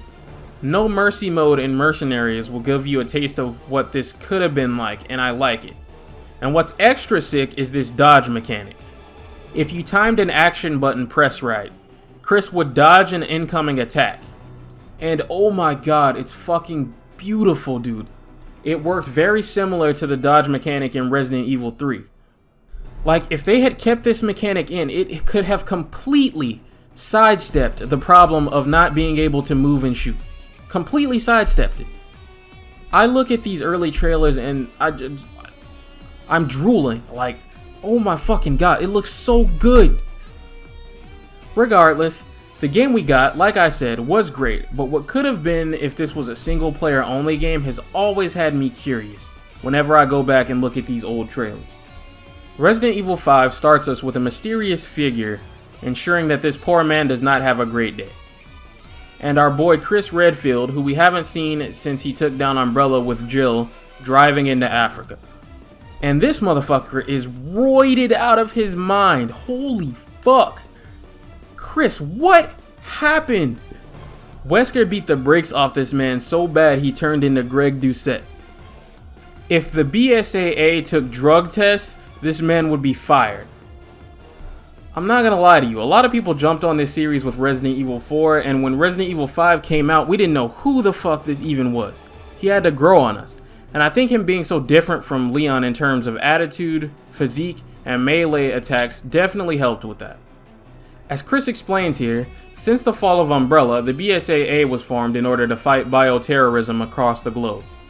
And he and Jill signed up to try to prevent what happened in Raccoon City from ever happening again. He's upgraded from a skilled SWAT officer to one of the most dangerous men in America alongside Leon, and one of the most efficient and capable soldiers in the world. He's here in Africa along with other BSAA members to investigate rumors of a black market bioweapons deal going down today. We're also introduced to Sheva Alomar of BSAA's Africa branch, his backup for this mission and the game's co-op partner. More on that later. For right now, the two are headed to a secret contact in the marketplace to gear up for their mission. Something is definitely off about this town and the people here. As soon as an alarm rings, the place gets real quiet. Meeting their contact, they gear up and get briefed. They're to head to the deal location to back up Alpha Team and take a man in named Irving for questioning about something called the Ouroboros Project. With that, Chris and Sheva head to the deal location but intercept a local man being attacked. When they try to help him, he attacks them, clearly infected by something. They're then swarmed and forced to retreat. Chris is a little familiar with this situation, because he's read Leon's report on the Ganado and the Plagas incident, and this seems very similar to that. He relays this info to HQ and Kirk, his support for this mission. Mission still stands, and they are to continue on route to the deal location, catching sight of our contact from earlier, who's been sentenced to execution by the infected townspeople referred to as the Magini. They kill him for helping the outsiders and attack Chris and Sheva once they spot him. From here, just like in Resident Evil 4 but twice as crazy, we need to hold out against the opening siege. It's just as great of an intro as it was there, and actually more dangerous and more difficult than it was there because the executioner takes the place of the chainsaw Magini. And he's not easily staggered or blown back by shotgun fire like the chainsaw Ganado was in 4. As a matter of fact, you don't even get a shotgun in this encounter. You can find a weak little SMG if you're looking around, but yeah. If you want to cheese this encounter the lame way, you jump on top of the bus and just kind of hang out there because you can't jump up here in the normal game. Definitely something to look at correcting in the remake, but yeah, this intro was every bit as good as the one in 4. We just need to hold out until Kirk can arrive to provide air support. When he does, we can continue and are on our way to Alpha Team. So, with the introduction and the hook chapter out of the way, let's talk gameplay changes and upgrades from Resident Evil 4. I forgot to mention this earlier, but in the last game you couldn't see your ammo reserves unless you were in the menu. That's been corrected. But mostly, Resident Evil 5's gameplay and combat is damn near identical to 4 with some key upgrades. Melee is just as strong and lethal as it was in 4, in fact more so. There are new melee attack opportunities added. You can now do melees from arm stuns, and now have grounded attacks as well. The knife, unfortunately, has been nerfed, but you motherfuckers were abusing it in Resident Evil 4 anyway, so you kinda did it to yourselves. And Capcom learned a lesson there, and the knife will suck in every Resident Evil game after this until the Resident Evil 4 remake finds a way to bring it back to its glory while balancing it better. But we can't talk about gameplay without the star of the show, the co-op and the AI. Sheva has 2 modes in single player, cover and attack. In cover mode, she'll stick close to you and use her weakest weapons like her pistol. In attack mode, she'll break out the good shit and start going to town on motherfuckers on her own.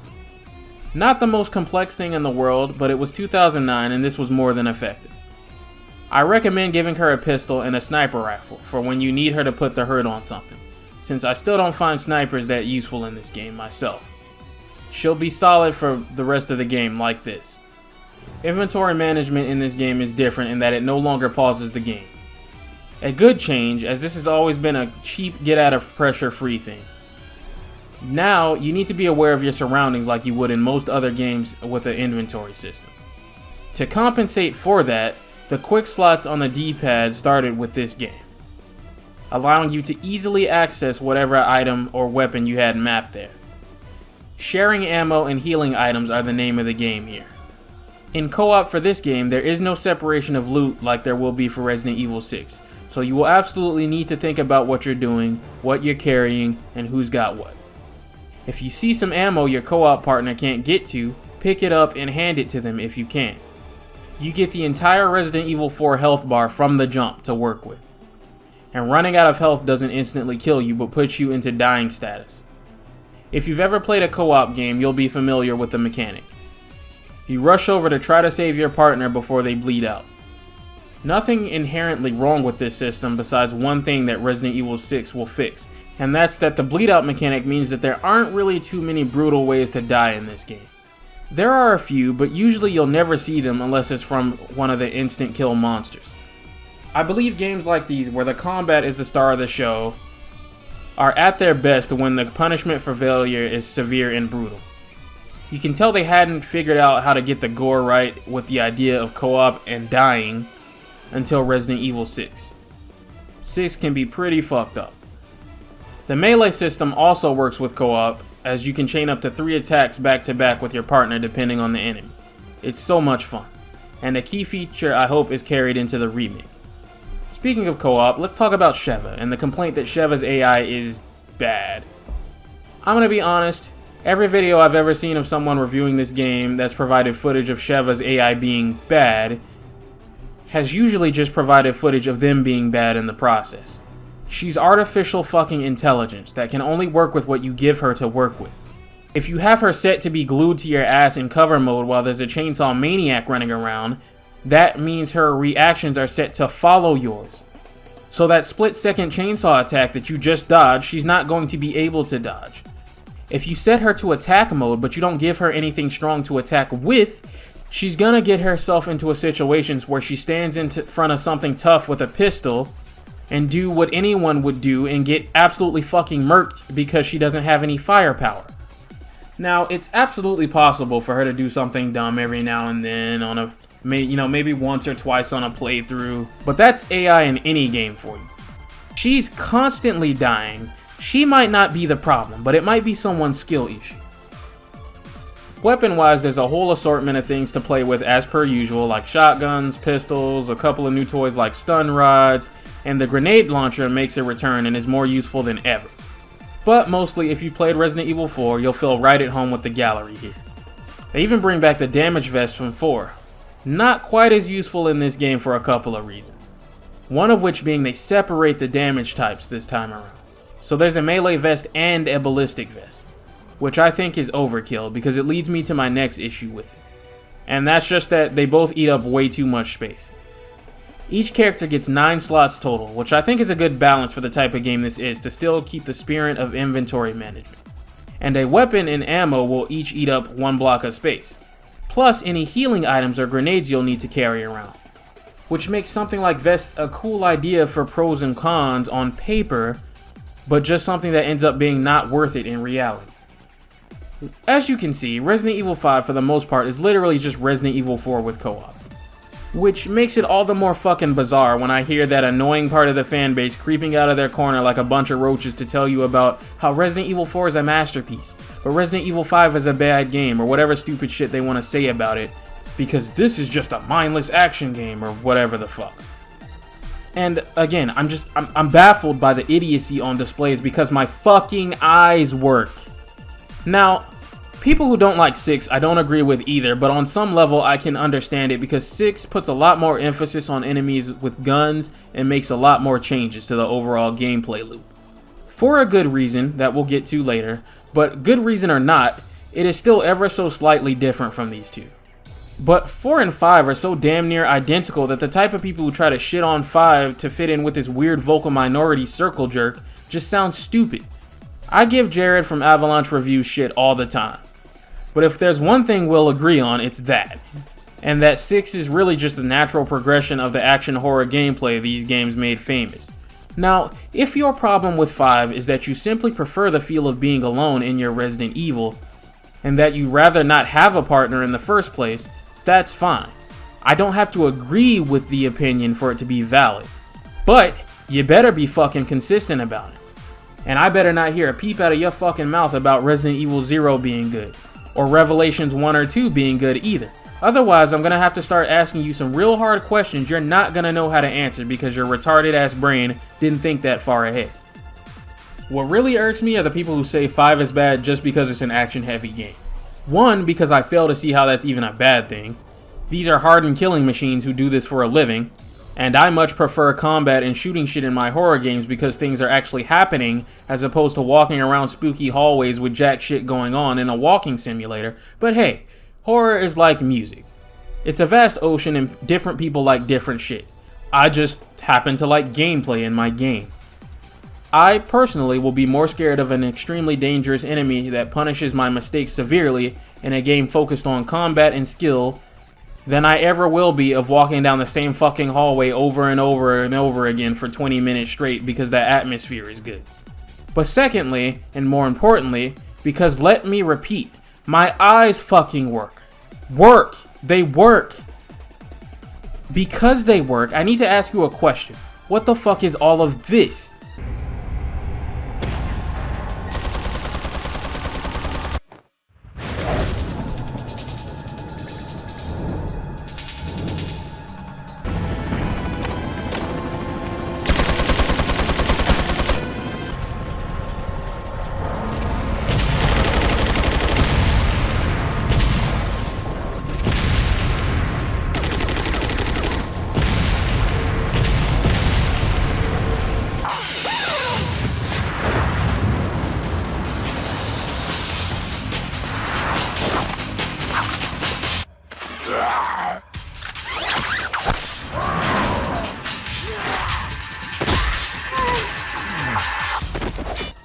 You're telling me this is action-packed?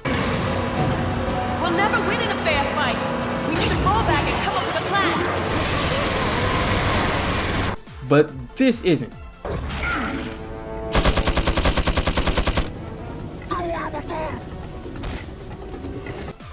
Do you understand someone somewhere could really use a new pair of eyes and put them to good use doing productive shit? And here you are wasting them to say some of the dumbest hypocritical shit I've ever heard. Do you understand why I'm so fucking abrasive with these absolute buffoons? Imagine loving Resident Evil, so you start engaging in forum conversations, and next thing you know, you're arguing back and forth with these idiots for 10 years straight. Alright, I feel like I'm Alan Wake. I'm trapped in the forest, I'm trying to get out. I'm surrounded by absolute fucking morons, and no matter how many I shoot, these motherfuckers just keep coming. They keep coming. Out of the shit cracks. I'm trapped in the darkness, man. I'm stuck in the dark place, trying to get to the light. Trying to maintain my sanity among these fucking creatures in the night. Resident Evil 4 not only has just as much action as 5, but they're also structured and paced almost identically act to act as well. Let's go on a journey. Act 1 starts with our hero arriving in the main attraction of all the marketing and the selling point of the game. A village overrun with plagas infected people, ready to swarm, overwhelm, and kill any outsiders. Act 2 takes us to a cultural location with enemies inspired by the region the game is set in, and secretly a critical source of the main villain's master plan. In 4, it's a Spanish castle. In 5, it's a huge ancient tribal set of ruins. And in Act 3, we ramp up the action, crank up the difficulty, and battle the villain's personal army that are armed to the teeth and require the heroes to put all the training and combat experience they've acquired over the years to good use, to stop them from destroying the world. I just described both Resident Evil 4 and 5. At least these motherfuckers that say shit like Resident Evil 4 is overrated, Resident Evil 4 ruined Resident Evil, Resident Evil 4 is an action-packed mess.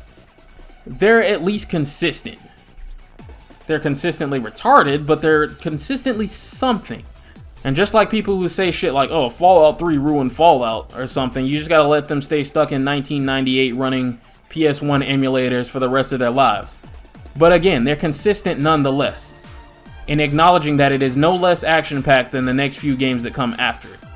People who think Resident Evil 4 is good and Resident Evil 5 is bad for doing the same things Resident Evil 4 did don't even fucking make sense. And I'm dead serious when I tell you 100% there is no convincing me at all that there's a single intellectual thought to be had in a person like this's brain. None. Let me tell you the minor changes Resident Evil 5 makes, and that is adding in grunts with guns instead of just JJ. Which makes sense. It always bothered me, narratively speaking, that Sadler equips his personal militia in 4 with turrets, rocket launchers, and Gatling guns, as well as battleships and other manner of crazy shit, but none of his foot soldiers have any firearms? They clearly have guns, and a fuck ton of them. The island is filled with ammo crates and bullets. And I honestly believe that they considered it for Resident Evil 4, but at the time couldn't figure out how to make it work, and that's why the cover system is underutilized and underdeveloped. Because they started its inclusion but never finished it. Which leads me to the other change, fixing the cover system and making it way easier to tell where you can take cover. Improving on the island's issues with guns and other projectiles by adding in more spots to take cover. That's it, that's all they did. Once you start fighting militarized troops the same way you did in 4, the gun-wielding enemies are just sprinkled in with the melee-based enemies, so you need to be alert, on your toes, and smart about what you do and prioritize. Everything else in Resident Evil 5 that lames give it shit for was already in Resident Evil 4 and used the same way. I'm no stranger to guns in horror games anyway, because I play other horror games that aren't just Resident Evil and Silent Hill, so my taste is a little more seasoned than the flavorless idea that every game needs to just parrot early Resident Evil and early Silent Hill and do absolutely nothing else interesting. Games I've played outside of Resident Evil and The Evil Within, for example, had guns in them when I was growing up. Hell, survival horror's grandfather, the Alone in the Dark series, had motherfuckers running around with Tommy guns and shit that you had to fight by the second game. It's been in horror game DNA since the beginning, so I'm sorry that playing too much Outlast and Amnesia has certain groups of people confused, but yes, guns and horror do go together and they always have. Please, I'm begging you, explore the horror genre outside of whatever the fuck Sphere Hunter and gang decide to cover in a video. There was way more to horror than just one fucking formula over and over and over again. There are so many good horror games and horror experiences that do not follow one specific formula over and over and over again. The fact that we're at the point where people who control the narrative on what makes a good horror game have reduced it down to absolutely nothing but that is fucking boring.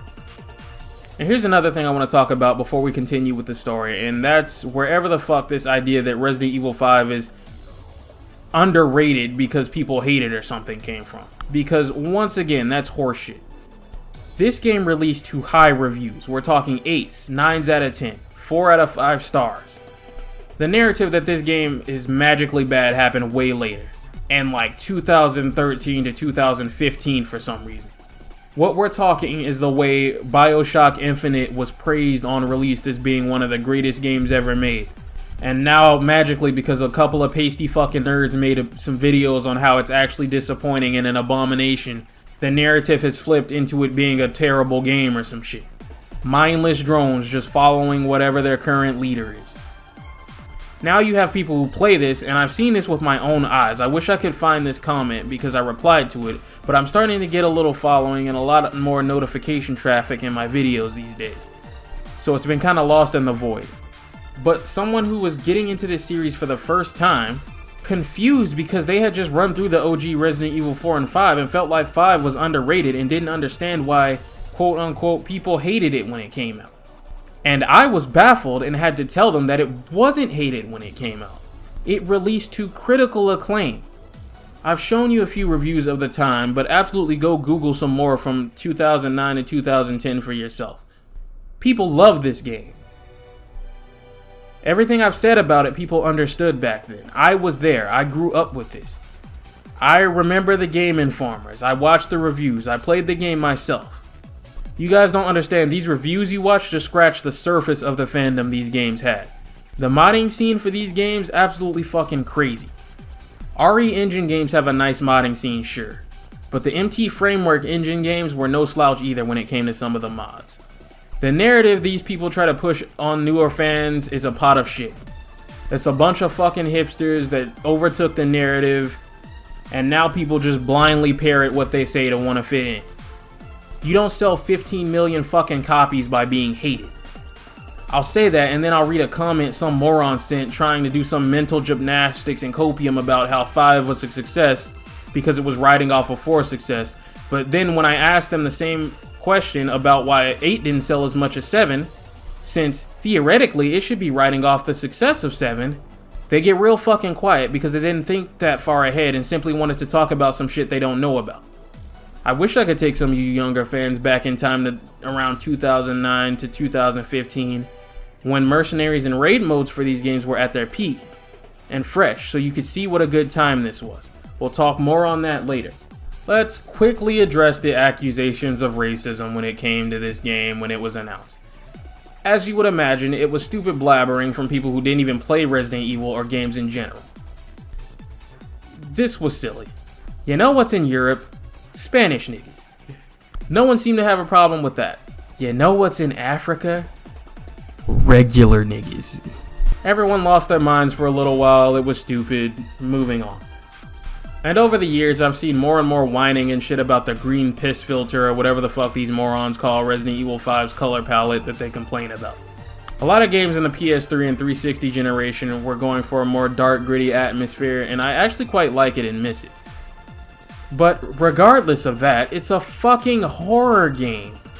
I've played Resident Evil 5 with the filters removed and all that, and while yeah, it looked more vibrant and pretty on the eyes, I don't fucking need it to. That's missing the entire intention.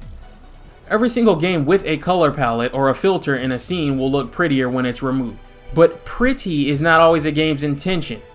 So once again, what I need for you to do is stop being a bitch. Nigga, we're in Africa. It's fucking hot. Chris Redfield is battling swarms of infected, sweating his ass off in ball suit and dirty, grungy locations. Far Cry 2, also set in Africa, and also a game that released around the same time, is the same way. Looks pretty and inviting when you remove the filters, but pretty is not what the game is going for. You also gotta love how Silent Hill is allowed to be filtered in brown and gray and grimy, but if I said, oh, this looks really ugly, and decided to bring all the color out and everything, that would get me fucking lynched by these same people, right? They love that. They're hypocritical bitches, and I've caught on to it after years and years of watching these videos on horror games. One last thing before we continue. From this point forward, from Resident Evil 5 all the way to Resident Evil Revelations 2 through the entire library of these MT Framework engine games, I highly recommend playing on one of the modern console ports for the best experience. Avoid the PC versions if you can. I decided for these retrospectives to go with the PC versions since I've played them all on PS4 with completed saves and repurchased them all on PC on sale. So I needed to play through these games on PC anyway. And when I tell you there are so many things wrong with these versions, from bugs to missing DLC that you literally paid for and cannot access because of technical issues that haven't been addressed in half a decade, to updates that console versions got that PC never did, it's crazy the shit I had to put up with. Resident Evil 5, for example, in addition to not getting the updated seamless mercenaries mode, had a weapon trading between characters broken in an update that has never been fixed. You can never swap weapons with Sheva on PC, which will become very annoying as, unlike Resident Evil 4, which only had a couple of weapons you could get for free in the world, Resident Evil 5 drops most of its weapons in the world free, encouraging experimentation and finding what sort of weapon feels right for you. But not being able to swap weapons with Sheva breaks that because you won't always have space, but Sheva might. And yet, once she picks up a shiny new shotgun or assault rifle, you can't take it out of her inventory to try it for yourself, outside of reloading a checkpoint, which always takes you back to the inventory management screen. This is such a crucial bug to the gameplay that I cannot believe it has not been fixed yet, and yet here we are. As it stands, even though you can make the PC version look better with higher resolutions and better anti-aliasing through super sampling, all of these games' modern console ports are the definitive releases. Chris and Sheva really need to get over to Alpha Team ASAP. Something has gone horribly wrong and they've been attacked, as we can hear over comms. Bad news bears. When they get to Alpha Team, everyone's dead except the squad leader, who also croaks right after telling Chris that this was a setup and that Irving was onto the BSAA from the start. A new BOW, a type they've never seen before, attacked them. He hands him a disc containing the data he downloaded from Irving's laptop before things went to shit. And Chris and Sheva have no choice but to press on to Alpha Team's parked trucks in the storage facility where they can relay the data back to HQ. The BOW that team wiped Alpha has other plans, and this is our first look at Ouroboros in action. This boss fight can go the easy way, or it can go the hard way. The easy way, and what the game wants you to do, is lure it into the furnace and trap it to kill it. With it done, we can head for the truck safely. BSAA HQ orders Chris and Sheva to pursue Irving even though their entire squad has been wiped out, and promises that Delta Squad is on their way to back them up. But for right now, they're on their own. Their only support right now is Kirk, who's providing backup while the two trace Irving's last known location, but ends up getting swarmed and crashing. Chris and Sheva race to rescue him, but not before getting cock-blocked by our boy the Chainsaw Majini. His balance is a bit different this time around. Like I said in 4, he's only a threat if all you have is a pistol, which likely will only be the case the first time you encounter him. Outside of that, he gets blown back by any stronger weapon. Capcom, seeing how easy he was to deal with, gave him some buffs. In fact, now he cannot be knocked down at all, simply stunned. And he has several new attacks. A quick swipe, a longer, more telegraphed swipe, and most important, a berserk state that's similar to Super Salvador from Resident Evil 4. That he has a chance of going into after dying the first time, requiring you to kill him all over again, with twice the danger. To compensate for how much stronger he is, he's actually a lot slower to actually do anything. Which I think they went too far on, as because of his lack of speed, he isn't any more threatening than his 4 counterpart, even though they did all this work to balance him to be. They took 2 steps forward and then 2 steps back and didn't really go anywhere in terms of his threat level. Putting him down, it's far too late for Kirk, and Chris and Sheva are ambushed by Majini, and in deep shit. But Delta actually shows up in the nick of time to save the day. Turns out Sheva actually trained under their captain, Josh Stone, and from the data on the hard drive that Chris found, Irving has moved back into the mines. Also on the hard drive is intel that Jill Valentine, who was believed to be dead, is still alive, making this mission much more personal for Chris, as he needs answers. The Mines is probably one of my favorite chapters because I find this section where one of the characters has to light the way while the other does all the shooting quite interesting. Something another game will try to expand on as a concept later. But it's really kind of silly when you think about the BSAA having no flashlights or anything for this specific mission, even though in every game after this is standard issue equipment. Hell, even Ethan has a fucking flashlight. When they catch up to him, he's saved by the hooded woman from the introduction. Well, listen, let's stop beating around the bush. This is Jill. At the time this game first came out, I didn't know who the fuck Jill Valentine was to even be shocked by this twist or care at all, but it's obvious to anyone who's familiar with Chris and Jill right from about here that this is Jill. Looking through Irving's notes, they find something about a research site at an oil field, and they pass the intel on to Delta, who send people after him, while Chris and Sheva try to make their way back to Josh and the rest of Delta. On their way there, Irving sends this weird wombat creature after Chris and Sheva for our next boss fight. With that threat neutralized, Delta's driver picks up Chris and Sheva to bring them back, and we play a little vehicle chapter where we need to fend off Majini while we race back to Delta. For the time, this was pretty cool. This was one of the first demo levels I saw for this game back when it was coming out, and it had me hyped. I was so fucking ready to play this. When they get back, they find almost all of Delta Squad massacred by this El Gigante type creature, wearing some of their bodies like a sash or something. That's fucking metal.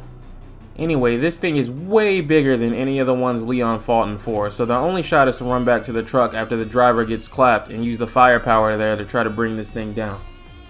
With it dead and Delta Squad dead, with the only exception being Josh, who's nowhere to be found, Chris and Sheva are kinda fucked. Sheva wants to pull out of the mission, but Chris plans to see it through now that he knows that Jill is alive. He plans to search for her, even if it's alone, so Sheva agrees to help him continue the mission and track down Irving for answers, giving some whole fucking speech about how these are her people dying here and she has to get justice for them. Right after just going on a rant about how they should abandon the mission and how it's too dangerous to still do this. Women never fucking change, it's hilarious. From here on out, they're on their own, with no backup or assistance from HQ. Along the way, Chris explains that him and Jill were on a mission to apprehend Spencer for his crimes, including the Raccoon City incident, as well as pursue Wesker, who was said to be there, In the process, they ran into Wesker face to face again and were completely outmatched. This fight is probably one of the best moments in Resident Evil's history. It's fucking art. Jill sacrificed herself to save him, and neither her nor Wesker's bodies were ever recovered. Sheva's reason for doing this is less interesting. Her parents were killed by Umbrella, so she signed up with the BSAA to make a difference. It's not really her fault her backstory is bland, she's a one-off character, but someone like Billy from Zero had a way better setup to me. But it's fine, I mean, it gets the job done. This is the start of Act 2, and much like Act 2 of Resident Evil 4, I consider it the weakest point in the game. There's nothing inherently wrong with it, it's just that, again, like Resident Evil 4, this is where almost all the gimmicky shit will be. And I much prefer the atmosphere and the aesthetic of the opening village areas and the feeling of an entire town of normal people trying to kill you, as well as the high stakes, high threat against all odds action hero fight to save the world against bioterrorists feeling that the third acts of each game present. The idea for Resident Evil 4 Remake's expanded lake section has its roots in Capcom doing the same sort of thing for this chapter. And these fucking killer alligators here still make me nervous anytime I need to pass through here. Getting to the oil field, we'll return to basic villagers for one more chapter while we look for Irving here, as well as fight quite a few Chainsaw Majinis too.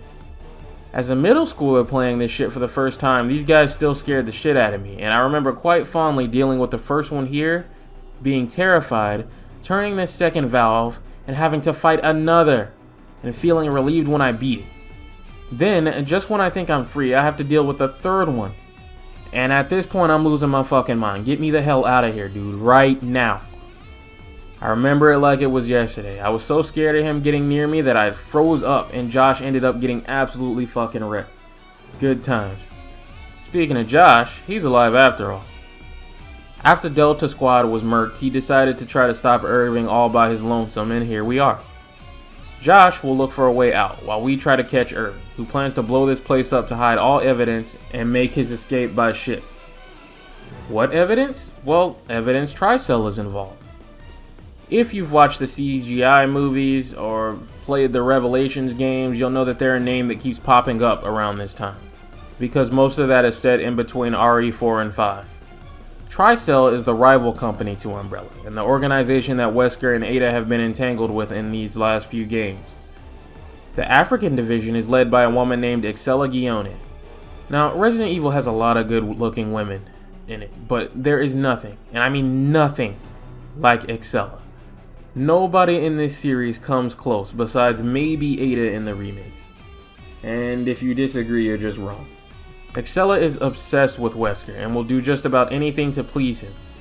And Wesker is using her resources, and her connections in Africa in combination with his from the US to help him set up his master plan. Listen, it's starting to get so convoluted in this series as far as what virus was created by who, and then upgraded by who else, and then modified by some other person that it's just getting crazy to even explain every game. All you need to know is Excella took the original Plagas research from 4 and then developed Type 2 and Type 3 Plagas, which are much stronger and better suited for control than the original. Plagas 1 took too long to take control of whoever it infected, which is the only reason Leon survived. Type 2 is forcefully ingested as a full adult and can take control of the infectee almost immediately.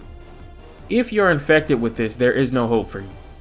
The Type 2 Plagas are the villagers we've been fighting in Act 1. The Type 3 are further enhanced in abilities and lethality, and are the ones encountered in the ruins and the ship.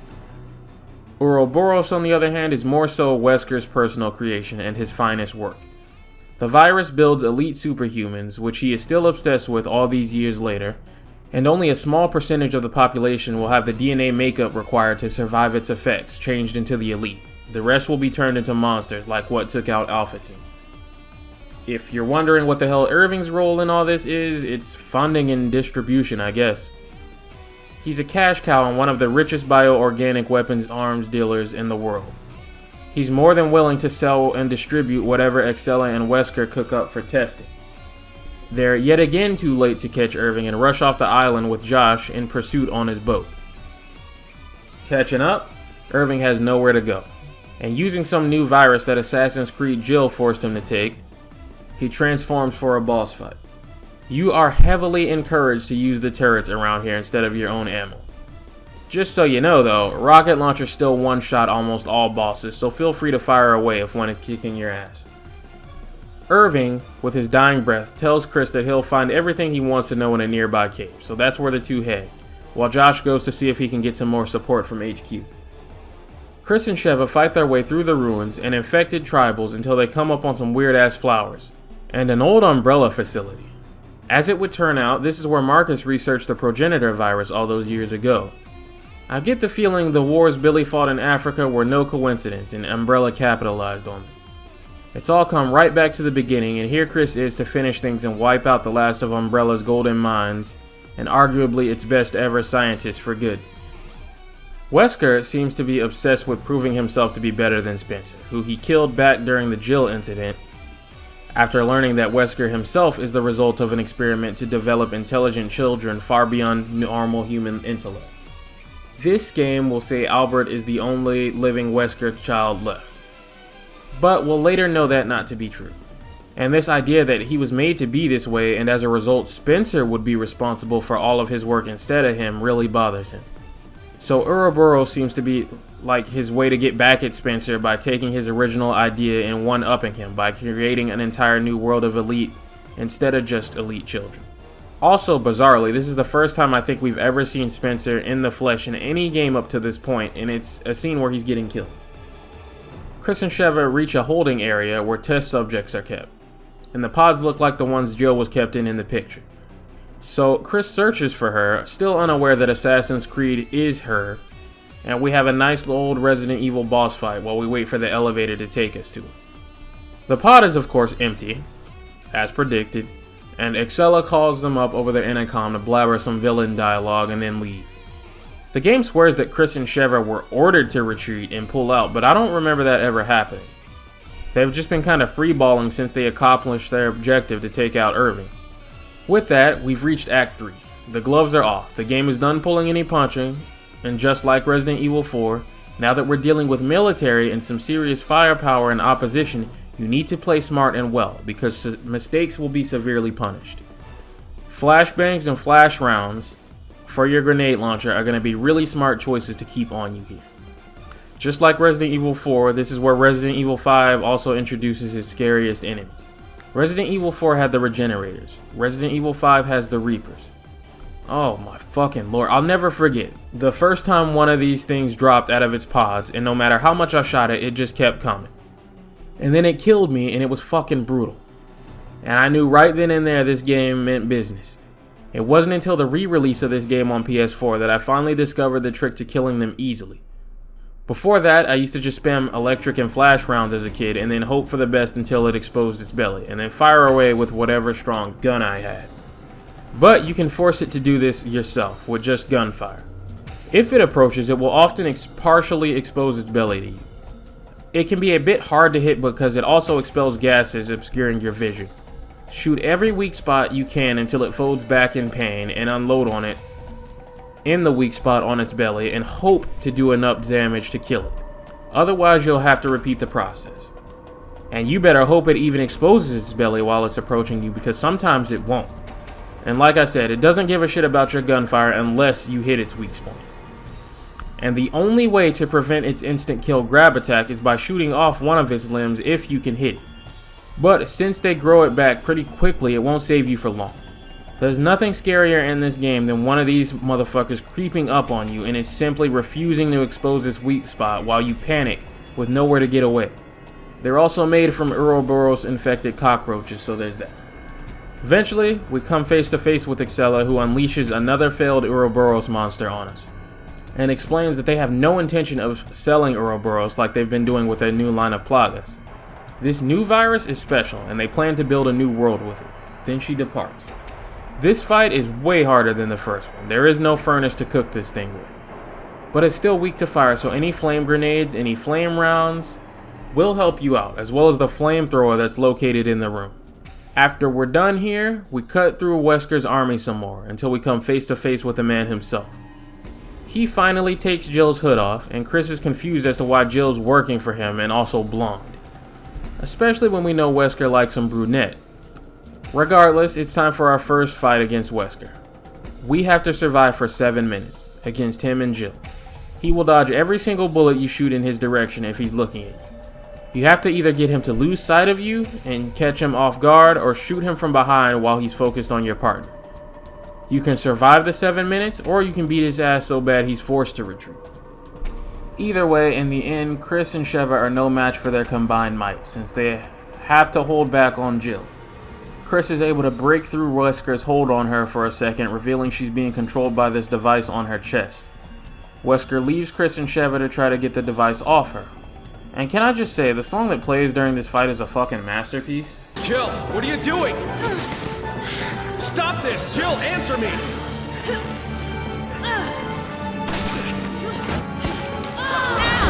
Hold it down! A lot of 4 remake songs are remixes of the original, but I don't think you can even remix something like this without ruining it. You just gotta play it as it is and let it rip, which is what I hope they do for the remake. The goal here is to rip this device out of Jill's chest. You can play it safe and just throw her around and try to get it off that way, or you can shoot it off like a motherfucking man.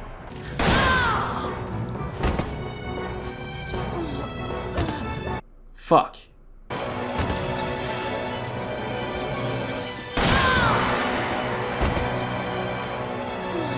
Fuck.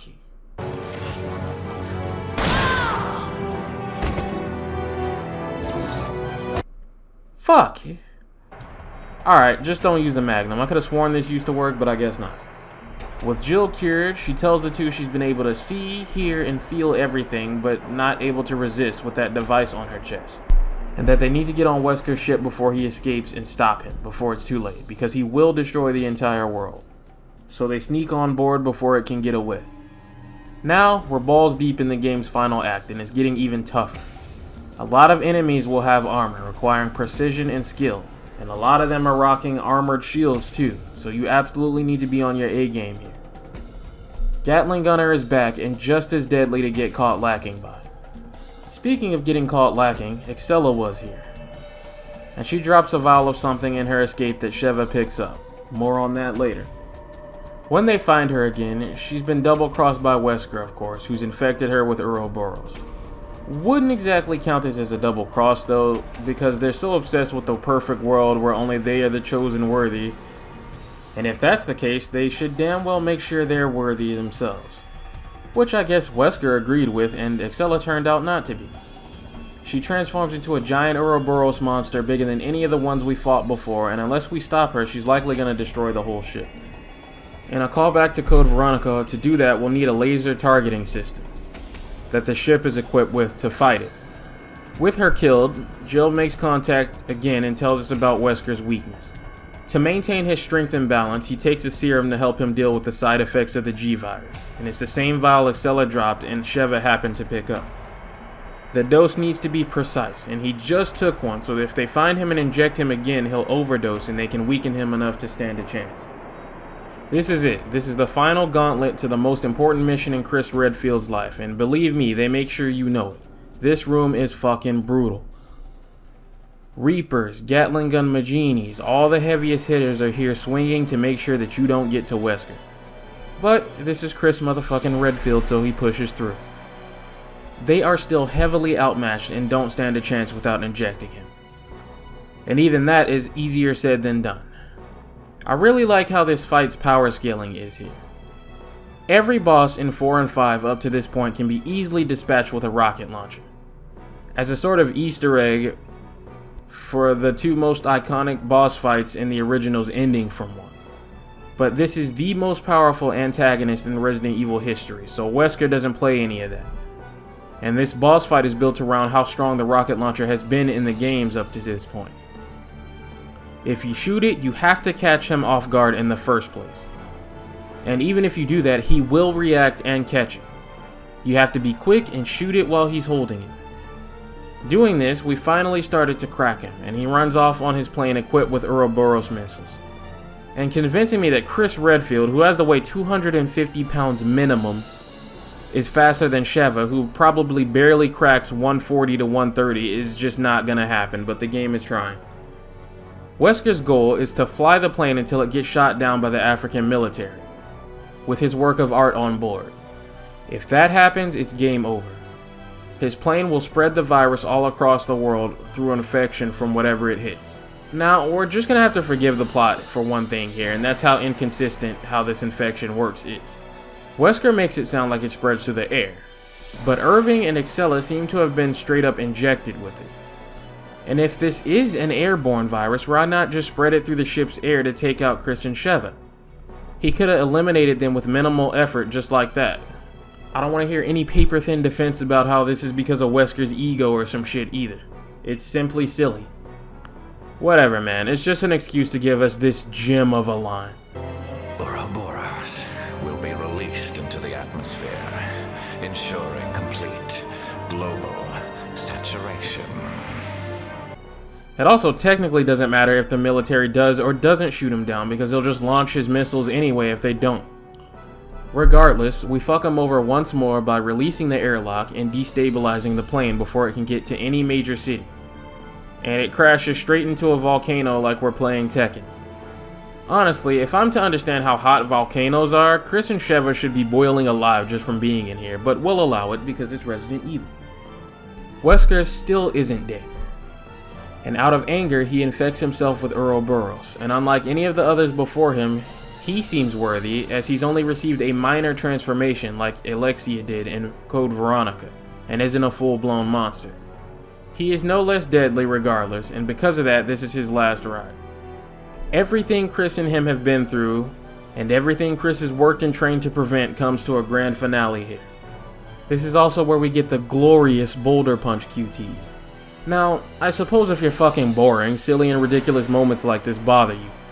But if you actually like Resident Evil, and pay attention, you've probably noticed that by now that this isn't any less ridiculous than anything you'll see or encounter in any other Resident Evil game. Like, I don't know, killer leeches turning a shriveled old man into some 20-year-old twink again, some fucking weirdo crossdresser pretending to be his sister for years who happens to shoot flaming blood at you, Leon doing completely unnecessary backflips, or an out-of-touch Neanderthal castle having a trap room with a fucking museum piece that breaks away to reveal a giant turret. Punching a boulder sounds about Resident Evil to me. And a lot of people that aren't as interesting as an ice cube made out of tap water from the sink realize this too, which is why when it was referenced in Resident Evil 8, people loved it. This is a 100% truly Resident Evil type of moment, and I wouldn't change it for the world. Ridiculous is just part of Resident Evil's charm. Wesker's final fight also has a big secret finale finish that a lot of people may miss.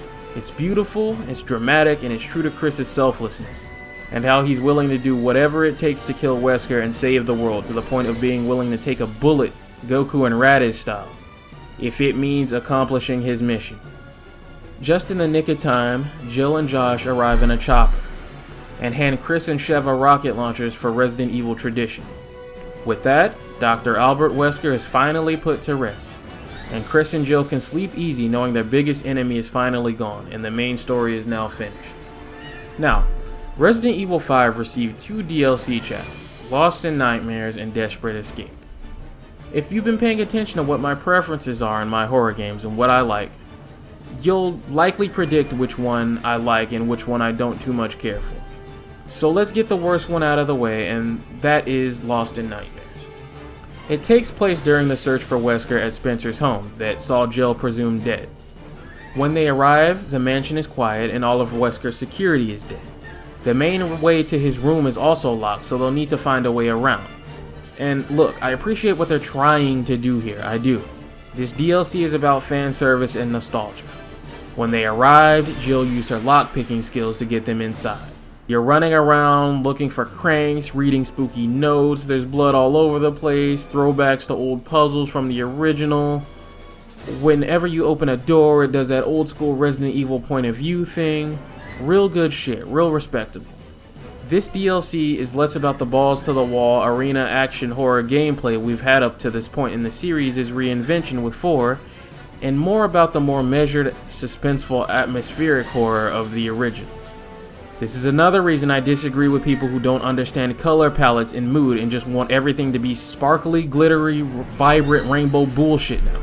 This DLC's mood relies on the washed out blue and gray look and the feeling it's trying to invoke. I'm grateful for the attempt and the mood here, I really am, and if this is your idea of a good horror game, you know, just spooky hallways and shit, I'm sure you're probably head over heels for this DLC. But here's my issue. Nothing fucking happens for half of it. Literally nothing. This DLC is almost an hour long total, and I bullshit you not, it took 25 fucking minutes before I ran into an enemy. This is why I don't for the life of me understand why people think they are so fucking clever for trying to shit on the jump scare type of horror or the gore porn type of horror as being cheap and easy and surface level and this and that, then proceed to dick suck atmospheric horror as the holy grail, because this is the most surface level shit and the most single serving type of shit in the world.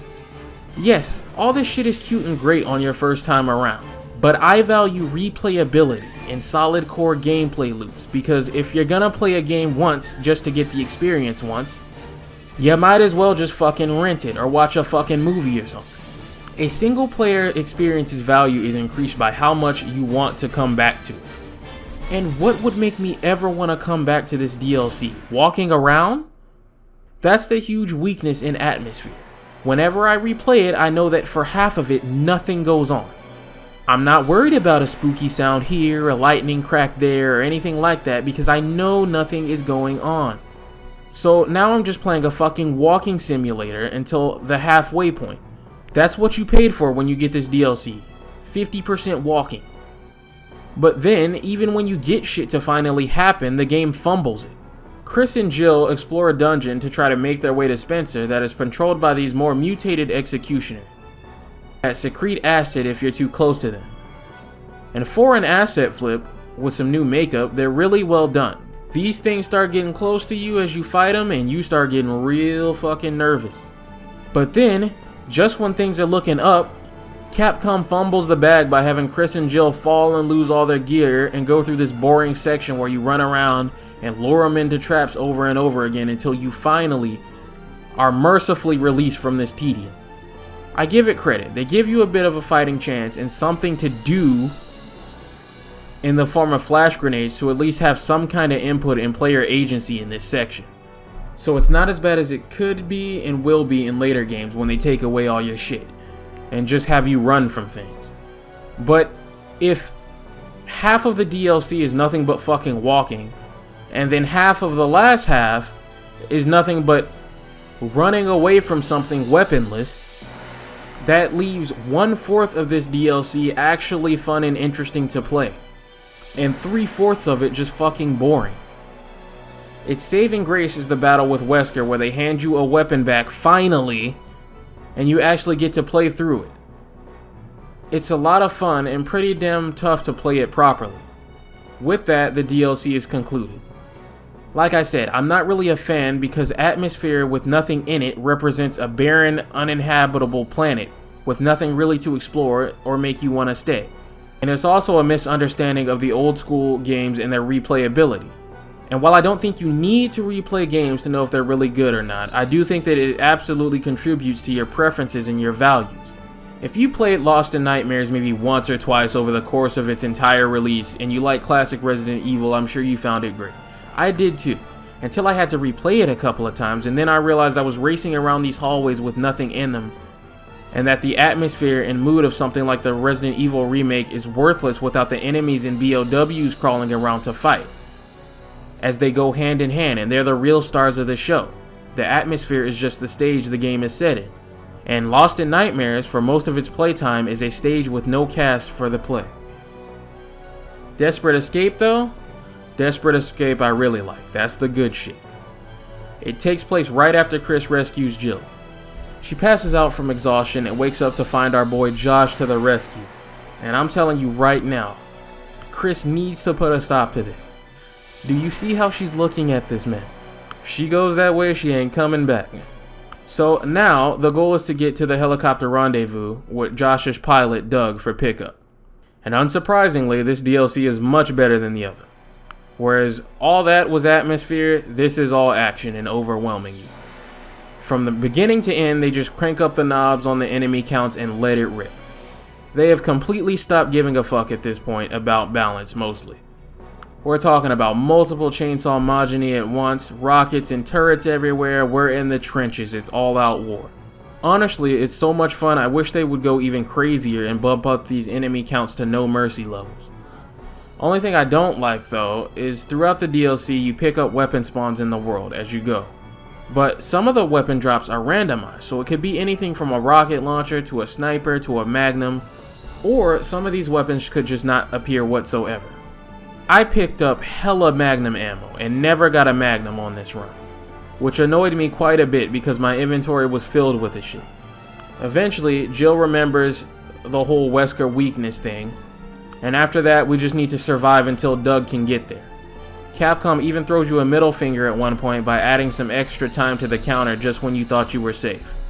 Eventually, Doug arrives and gets killed in the struggle to get us because, of course, and Jill and Josh head to rescue Chris and Sheva, ending the DLC. I had so much fun with this that I wish it was even longer in the remake. And if they can only pick one DLC to make in the remake, I really hope it's this one. Though, because it adds more of a chance to add a little horror back into Resident Evil 5, it probably makes more sense to go with Lost in Nightmares. All I'm saying is please, for fucking fuck's sake, add some enemies in it. But as far as this DLC, it stays true to what Resident Evil 5 is and is about, which I much prefer over the gimmicks of Lost in Nightmares. Some people like their DLC to be different from the main game experience. I don't. If I'm interested in DLC, it's because I liked what the main game was and I want more of that. If I wanted something different, I would go buy a different game. Give me what you gave me before, but crazier, and that's what Desperate Escape is.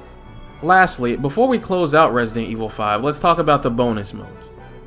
Resident Evil around this time had it all, and I mean had it all. Single player, PvE in the form of mercenaries, and PvP in the form of modes like Versus.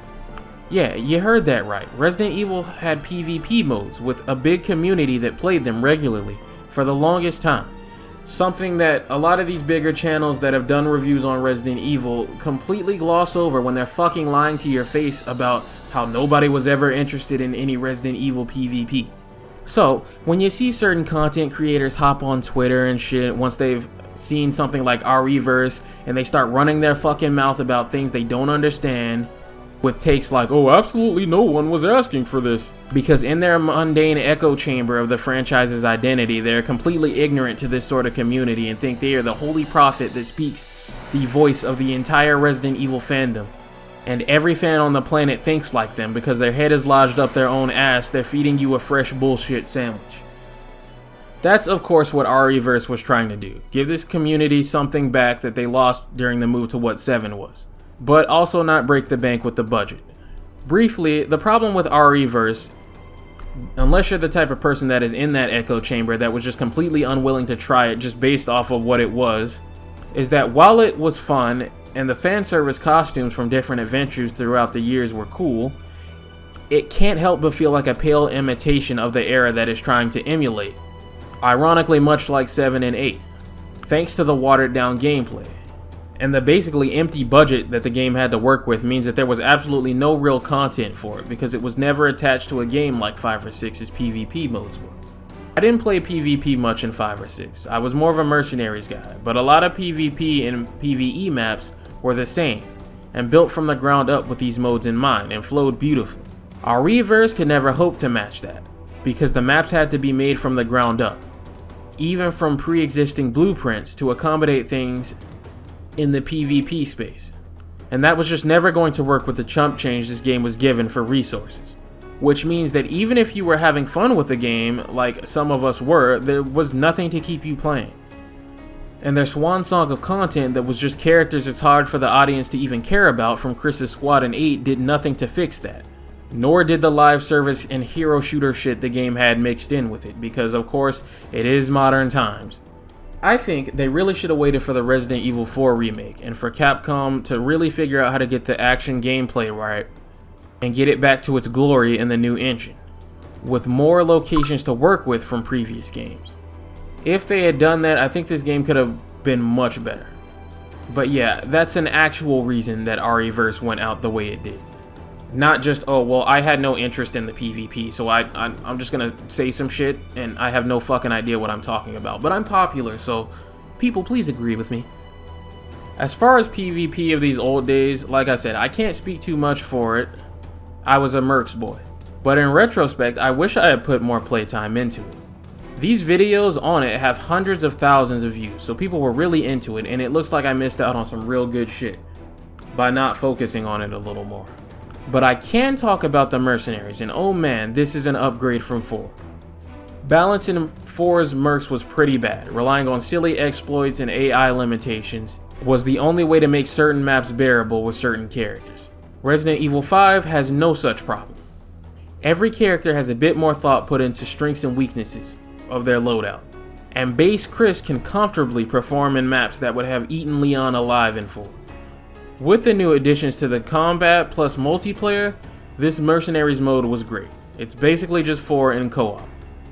Again, I gotta say, for the best experience here, you really should be playing the PS4 or Xbox One versions of the games for the definitive experience, as these combine the original mercenaries mode and the mercenaries reunion mode that replace certain characters with old stars favorites like Barry and Rebecca, and added in characters that should have always been playable like Josh and Excella into one giant streamlined mercenaries mode, with everybody included for a damn good time.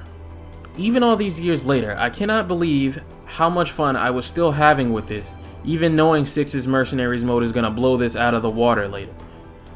The thought of Resident Evil 5 Remake getting all this in the RE engine is exciting. There's double the amount of maps there were in 4. And I had a good time on every single one I tried, no matter what character I picked, especially in co-op. There's also a mode that used to be exclusive to the PC version but was later ported to modern editions, and that's No Mercy, which ups the enemy counts to absolutely absurd levels. This is fun for a while, but starts to get on your nerves, as this experience would be perfect in a game where you can move and shoot. Or maybe if they had added in that dodge mechanic from the beta that they had. But of course, you can't do that in Resident Evil 5's final release, so it will really get on your nerves how stiff things are once you're playing this mode. One last thing before we wrap this mode up, I need to talk about the community. When it comes to mercs, I mean. It's definitely a mixed bag, especially in 5. 5 doesn't have a search filter like 6 does to weed this sort of shit out. But some people are so fucking obsessed with their scores in this game and the combo count that instead of just playing it and enjoying themselves, they're over here tryharding and shit and getting upset when the combo breaks. It's not that fucking serious. Yeah, trying to go for a new personal record score and all is cool, but if you don't get it, then you don't get it. Sitting here and raging and restarting maps because the combo dropped is bitch behavior. What is this, Street Fighter?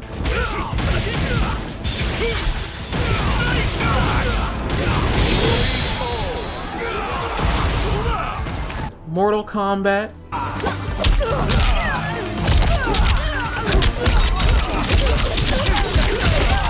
Tekken?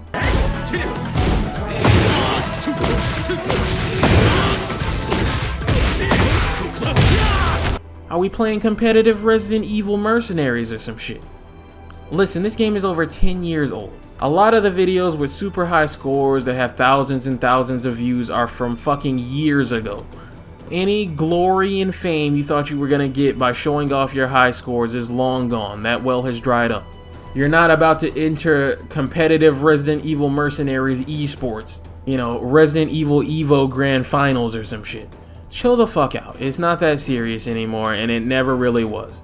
If you're that obsessed with trying to go MLG Pro in a 14-year-old game mode, then play by yourself and stop being bitch made for everyone else. I mean, I want to stress that not all of the community is like this. It's only like 25, maybe even less, like 20%. A lot of people are just down to chill and have some good-ass mercenaries matches. But there is occasionally that guy, that rotten egg. And I just want to say to new players, don't let their shitty behavior and constant restarting discourage you from hopping online. Leave that bitch ass high and dry and go find somebody else to play with, and you will have some really good times here. And that about wraps up Resident Evil 5, a phenomenal game, and one that innovates on Resident Evil 4 a bit by creating arguably a better gameplay experience. Some people still prefer Resident Evil 4 for Leon and his tomfoolery, but this game is just as solid and very much Chris Redfield. The thing about these games in Resident Evil 4 and 5 is just how surprisingly similar they are, while also showing you how different Leon and Chris are in the same situations. Leon is a bit more of a quippy, flashing, joking, one-liner machine, and Chris is a lot more focused and more serious and determined. With Chris, it's all about the mission, and he's a lot easier to anger by villains and their crimes. So even in the same kind of game, the tone that is set by these characters are a bit different. Leon is a lot more goofy and a lot more Devil May Cry acting, with banter back and forth. And sure, that adds to the charm of something like Resident Evil 4, and it's what makes people love Leon so much as the fan favorite in most polls that people vote on for a fan favorite. But it's simply not Chris Redfield.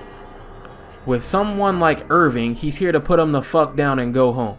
And I respect Capcom for resisting their urge to change him from that, and for keeping Chris Redfield surprisingly consistent over the years. And I'm not worried in the slightest, because I'm sure they'll do the same thing with Resident Evil 5's remake. Resident Evil 7's combat is pretty fucking bad. Resident Evil 8's isn't much better, and that had me worried that Resident Evil's combat was just going to suck forever until the end of time, and that there was no hope. But Resident Evil 4 Remake showed me that they still had what it took to make the gameplay good and not just the experience. And that they simply were watering down 7 and 8 to appease people who felt like the franchise had strayed from the originals. Which, honestly, to me has always just sounded stupid when you boil it down. Yes, the franchise strayed from the original. That was the entire mentality behind Resident Evil 4 and why it is what it is. That was the entire point. But after playing 4 Remake, I don't have any real worries about 5, because it's really as simple as doing exactly what you did with 4. Keep it true to the original, don't change it too much, don't water it down, don't neuter it or anything else to appease a bunch of bitches or anyone else you shouldn't be trying to appease. Make it for the people who loved it. Make it darker, make it spookier, but don't cut anything crazy like fucking up the 3rd act or something. Same way you made 4. This was and currently still is their best-selling Resident Evil game for over 14 years and counting as of the making of this video. There are people who like this game more than 4 and consider this one their favorite entry, and I can see why completely. I prefer 4 just because I find Leon more entertaining, but the same way that Resident Evil 4 is considered Leon's greatest adventure, 5 is considered Chris's. Whenever you see Chris Redfield featured in any game outside of Resident Evil as a cameo, rest assured him and his Resident Evil 5 look is somewhere in it. I have one worry, and that's the melee tag moves being gutted a bit.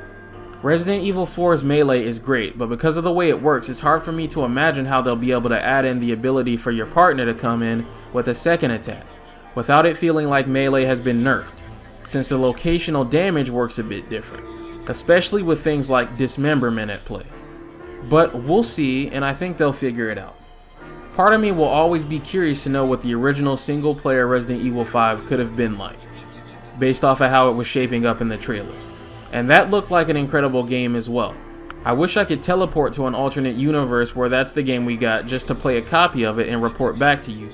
But whether they were chasing the trend of co-op or not, to overhaul the game to co-op was definitely the right call. It did wonders for this game. And now, continuing that co-op trend, we come to Resident Evil 6.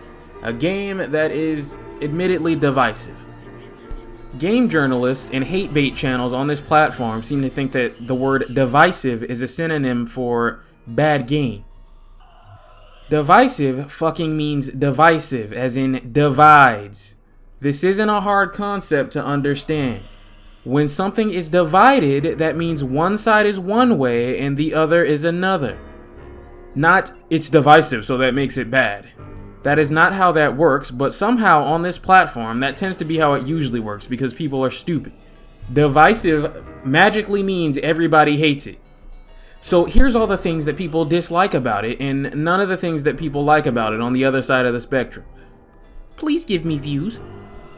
There's a word for things that almost everyone hates. It's called panned. Which, I don't know about you, but my ears fucking work, and when I say that out loud, that sure as shit doesn't sound like divisive. Otherwise, when I go look at these reviews, I should be seeing a shit ton of red here. But how strange of me to mostly be seeing blue and mostly be reading positive reviews. See, that's the problem with an echo chamber. The shitty mundane reality you try to create falls apart when you start to sample a larger variety of people than the ones that are just chronically online. Anyway, yes, this game was kind of divisive.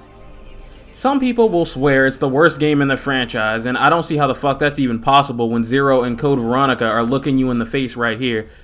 But hey, different strokes for different folks. Then you have the other side of the coin that's loved this game and swear it's one of the best and most fun of the franchise. And it should be blatantly fucking obvious by now, seeing what I value in games. I fucking love this game. I always have, I always will. This was my favorite Resident Evil game until Resident Evil 4 Remake came out. As a teenager, I was glued to this game's marketing. And everything I was seeing in the trailers and the playable demos they were showing off was everything I wanted out of these games and everything I had been asking for. Moving while shooting, dodging whenever you want, counterattacks whenever you wanted, Leon and Chris in the same game? I checked for demos and videos of this game every day when I got home from school. I was so excited. Looking for coverage of this game is how I got into YouTube. The Rad Brad's Resident Evil 6 Let's Play is one of the first ones I ever watched, and I've been a fan of his channel ever since. The Rad Brad tends to get me into a lot of shit. Like, he's how I got into Tekken and started taking fighting games more seriously. It's crazy to think about. When this game came out and I got it, I had the little character cards on my wall that came with the original box for years. This to this day is one of the craziest and most ambitious projects Capcom has ever done, because they focused on everything from the ground up. 3 separate campaigns, which actually turned out to be 4, but they marketed 3. One for Leon, which would bring back the zombies. One for Chris, which would focus more on the militaristic, intelligent enemies from 4 and 5.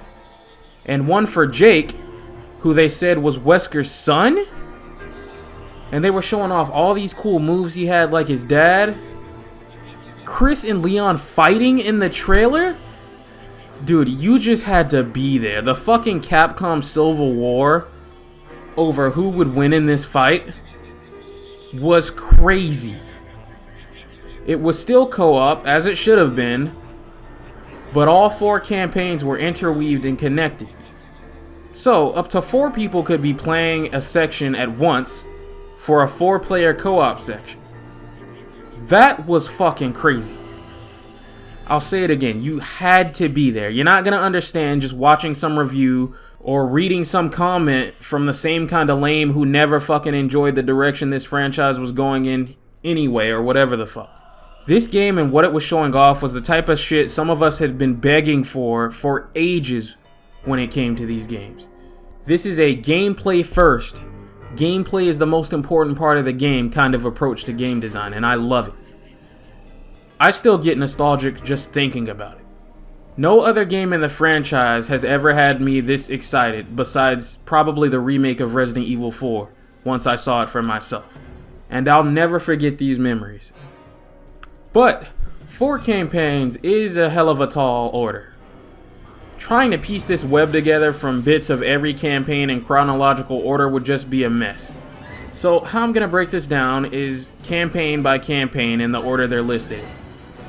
Starting with Leon, since when you boot the game up for the first time, it starts you with a prologue that's a slice of his campaign, and a tutorial on the game's mechanics. Now, it doesn't really match what happens in the actual campaign for gameplay reasons, but people liked it so much they begged Capcom to be able to experience again, so they retroactively made it selectable in a later update. Leon's actual campaign starts with the bang of him having to shoot the President of the United States, who's become a zombie during a BOW attack at a college he was giving a speech at. I've seen some people criticize this moment as Leon acting silly and out of character, but that is a blatant misunderstanding of the situation that he's in.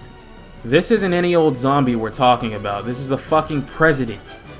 And it's a very difficult situation, as we'll later learn, to try to explain. On top of that, this is one of his best and only friends. This isn't the same president from around Resident Evil 4's time period. This is actually one of the guys who's known Leon since he first became an agent and was a part of his interrogation back in Darkside Chronicles. Back then, he was a bit of a hard ass. He was actually the head of that whole project. But since then, he's long gone soft and genuinely is trying to do the right thing here. So this isn't just anybody, this is a close friend on the same level as if he had to kill an infected Chris or Claire. And that's to say nothing of if he had to kill Ada. He'd actually fucking never recover if he even could do it. Along for the ride in his campaign is Helena Harper, also an agent of the Secret Service, and the division Leon works for. Our girl Hunnigan is also back in action for this mission, and she's still adored as always. Helena says she knows what's going on, and she was a part of it, and if Leon will come with her to Tall Oaks Cathedral, she'll tell him everything. So their adventure begins. They search around until they find this nobody here who's looking for his daughter among all these dead bodies and carnage. They find his daughter, and I like how the game plays with your expectations here. This entire time he's been showing signs of being infected, but it's the daughter that turns into a zombie and kills him instead. And then we just have to ignore Leon canonically being bitten by a zombie here, as there is nothing you can do to stop this. This does happen. But I'll just assume she took a chunk out of that nice leather coat he's in. Now, a lot of people are of the opinion that Leon's campaign is the best, and I do agree with that. But I'll be damned if I don't get tired of this slow as balls opening to his campaign. You know, blah blah blah atmosphere, blah blah blah. Yeah, the shit's cute and all the first time around. But every time you go through it, you have to go through this slow ass opening. While the game makes a whole lot of spooky sounds and noises, but of course you've played this before, so you know nothing is gonna fucking happen. And finally, after you get out of this elevator, you get proper control. Now, later updates would correct this by allowing you to select not only the chapter, but the part in the chapter you'd like to play. This is an upgrade over Resident Evil 5's chapter select, which made you replay the entire thing even if you were only interested in a certain part. Because of this, I won't knock the game too hard for it, but I had the original PS3 1.0 version of the game with no updates for quite a long time, and it was painful to slog through this opening every single time I wanted to replay this game. Still not as fucking awful as dragging myself through Resident Evil 7's opening anytime I want to replay that game, but yeah. With this opening done and dusted, let's take a moment to talk about the game itself. First off, it's still got some fight left in the looks department. This game came out at the tail end of the PlayStation 3 generation, so this and Revelations 2 are the best of what that generation had to offer graphically from Capcom. Textures, of course, don't hold up too well, but lighting and shadow wise, it's still got it. The cutscene presentation in this game and the cinematography is still some of the best in the series by far. I'm a graphics man. I went out and bought an $800 4070 Ti to get into this modern technology like ray tracing at high frame rates. And I can tell you straight up, games like this are a case for how we really haven't come too far from this, even with all these fancy new engines. PlayStation 1 was the rough beginnings of 3D. PlayStation 2 was us starting to get the hang of things. So even the games that tried to be realistic back then have this sort of cartoony appearance to them. PlayStation 3? This was the point where we had kind of figured out everything and perfected the ideal look of games. PS4 and PS5 have only really sort of refined and perfected on the ideas of this era to great effect. But this is still sort of the baseline blueprint. Gameplay wise, if Resident Evil 5 was an iteration of Resident Evil 4's gameplay loop, Resident Evil 6 would be an evolution of it. That's another thing me and Avalanche Reviews can agree on. See, the guy isn't so bad, he's just fucking old. The fact of the matter is that Resident Evil 6 isn't doing anything radically different from 4 and 5 in its gameplay and design. It's just kind of taken all the knobs on the machine and cranked them up, and given the player the freedom to be in control. For example, Resident Evil 4 and 5 had predetermined spots for you to take cover in. Resident Evil 6 solves this problem with the freedom to take cover whenever you want. You make your own. You also move far quicker. There's a sprint mechanic, there's a slide mechanic. See, I love the third-person shooter genre. If you ask me whether I'd like third-person or first-person, I'll take third any day of the week. I'm very familiar with it. So trust me when I tell you these are some of the most smooth and free movement mechanics you're ever going to find in the third-person genre. Cover can be a little strange. I think in their desire to eliminate a cover button, they created a system that can take a little getting used to. But outside of that speed bump in the road, this game's movement is unparalleled. And it doesn't have to rely on handing you some jetpack or a grapple hook to do it like a lot of other games with good movement have to do. Another way this game puts the ideas and the systems of 4 and 5 in the player's hands is how dodging works now. There's still classic dodge QTEs in the game, so you can still get your cool flashy moments, but really, they're reserved for set pieces. Dodging and ducking attacks in this game are mostly in the player's hands now, to recognize something heavy is coming and to get the hell out of the way. Another change I like. You can dodge left, right, forwards, backwards, choose to get up, choose to stay on the ground where you can continue to ground roll, crawl backwards to get away. This is really cool shit. When they showed this off in the marketing, I was in heaven. It looks so cool, and getting my hands on it, they definitely delivered what they promised in terms of player agency here. The melee mechanics have also seen an upgrade. See, if you ask me, melee is a huge part of Resident Evil's identity, and it's a huge part of what separates its gameplay from all its competitors in the horror genre. In other genres, melee is a last resort. In Resident Evil, melee is a monster's worst nightmare. And especially in Mercenaries, it would save your ass quite a bit. Whether or not you were able to get the prompt off was often the difference between life and death in the heat of a swarm. And here, now you can do it freely. Sprinting will do a running attack. At a standstill, you get sort of a 3-hit combo, with the last being your crowd control tool. Head stun high damage melee is also returned, as well as the ultra-powered critical melee attacks from 5. In addition to that, we have new environmental contextual melees, where if your character is close to a wall or desk or something, they'll slam the enemy's head into it for an instant kill. If the enemy is holding a weapon like an axe, a knife, a bottle, you'll snatch it out of their hands and use it on them, and the finishers here are fucking brutal, man. Easiest way to set these up is with a new quick shot mechanic, exclusive to this game. Pressing aim and fire at the same time will deliver a fast body shot to whatever's near you, stunning it for either a free melee move or a bit of breathing room. The star of the show, however, are the counterattacks. Predecessor to the knife parry mechanic from the Resident Evil 4 remake, if you melee at the same time an enemy lunges at you or swings its weapon, your character will make them regret that mistake pretty fucking heavily. And this is probably my favorite mechanic in the whole game. It's a blast to see an attack coming and time the counter just right. Sound cue and everything. All these improvements to the gameplay make it by far one of my favorite Resident Evil games in this franchise. There is never a point where I load up this game and I am not having a good time.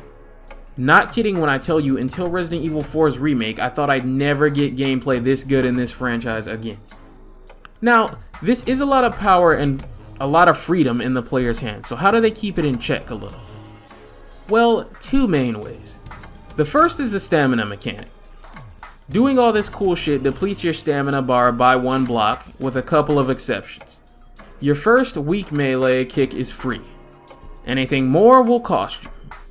Dodging costs you, sliding costs you.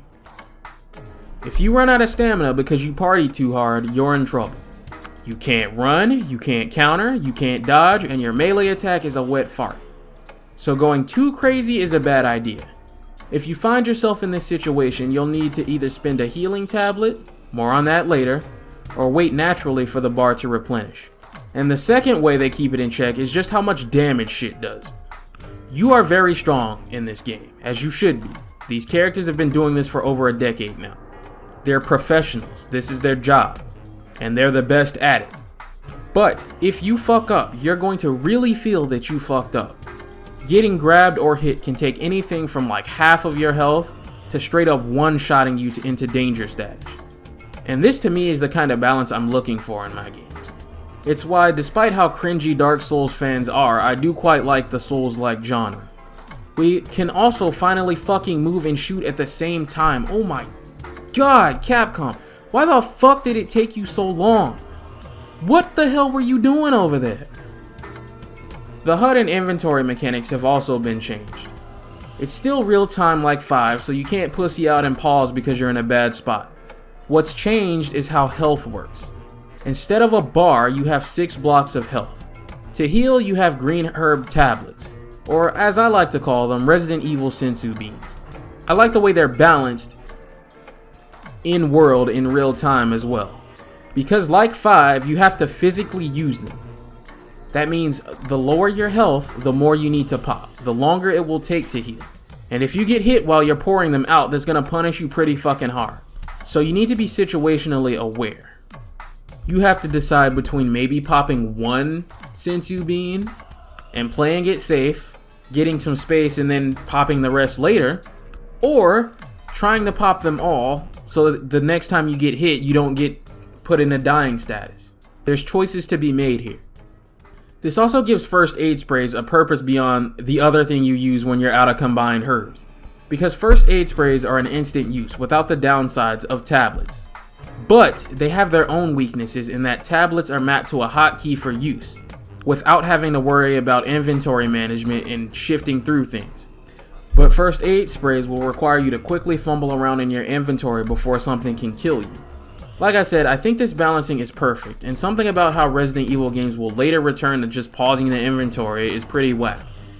Also, a quick note is around this time, Capcom would start to phase out the laser sight of 4 and 5, and move to a more traditional crosshair system.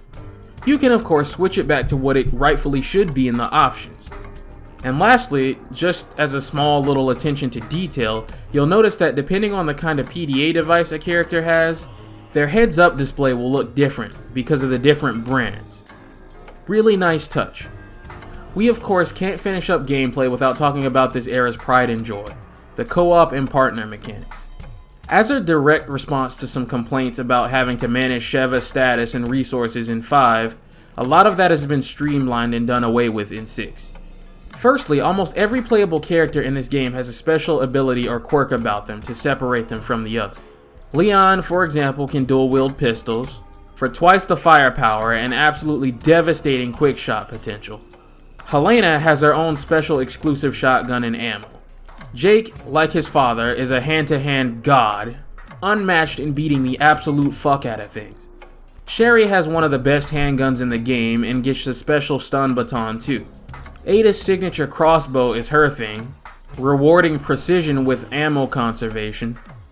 Piers has an anti-material rifle that nopes the fuck out of anything in his face. And Chris, well, Chris's special talent is steroids. Really, he's just armed to the teeth, from the jump, and has the most solid and well-balanced arsenal in the game with no real weaknesses like some of the others. Every character's weapons and ammo are separated in co-op. Separation of loot. So there's no more fighting over ammo or sharing and helping each other out, trading supplies depending on who's carrying what. Ammo pickups are only shown on a player screen on a player-by-player basis unless you're in local co-op. In single player mode, your partner has infinite ammo, infinite health, and really the focus is on you. Personally, I don't like this change and I disagree with the decision to do this, but I understand why they did. Just the other day, I was browsing YouTube and I came across a video of someone in the oil field section of Resident Evil 5, fighting the two Chainsaw Majini. And this person kept leaving Sheva behind while he was sliding down the zipline, with the Chainsaw Majini right behind them, leaving her stranded and kept getting mad when she obviously fucking died. These are the people that say that Sheva's AI is bad. Completely incompetent. And this is also what I mean by Resident Evil being different things to different people, people having different preferences, and the impossibility of pleasing absolutely everyone. You do one thing, somebody else is not going to agree with it. You do another thing, same situation. So it is what it is. Capcom made, I guess, a realistic decision to just dumb it down for people who lack accountability and common sense. That's fair. I mean, it's fine. There's nothing inherently wrong with it. Its pros and cons are obvious, but I prefer the partner mechanics of 5. On the plus side, playing as the secondary campaign character no longer forces you to play left-handed like it did with Sheva. You can set a preferred hand in the options and can also swap aiming sides freely. There's also this skill system that Capcom was experimenting with some of the next few games. Here in 6, you pick up skill points and at the end of the missions you use them to upgrade and give yourself perks. More stamina for your melee attacks, more ammo drops, or higher damage for specific weapons you favor. Higher melee damage, better critical rates, yada yada yada. So the traditional upgrade system of 4 and 5 is gone to allow you more choice and flexibility for how you like to play.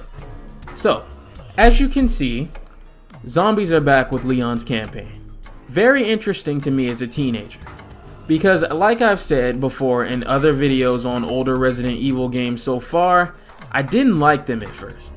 I really had to warm up to these older games as I grew older, and that was long after I was already in love with 4 and 5. So the idea of that style of game with zombies was something I was excited to try out, with all the new gameplay additions and improvements that help make it work. It also helps that these zombies are faster and more aggressive than any kind in the series. This was their first attempt at bringing them to the over-the-shoulder era, and honestly, this is still probably the best to me.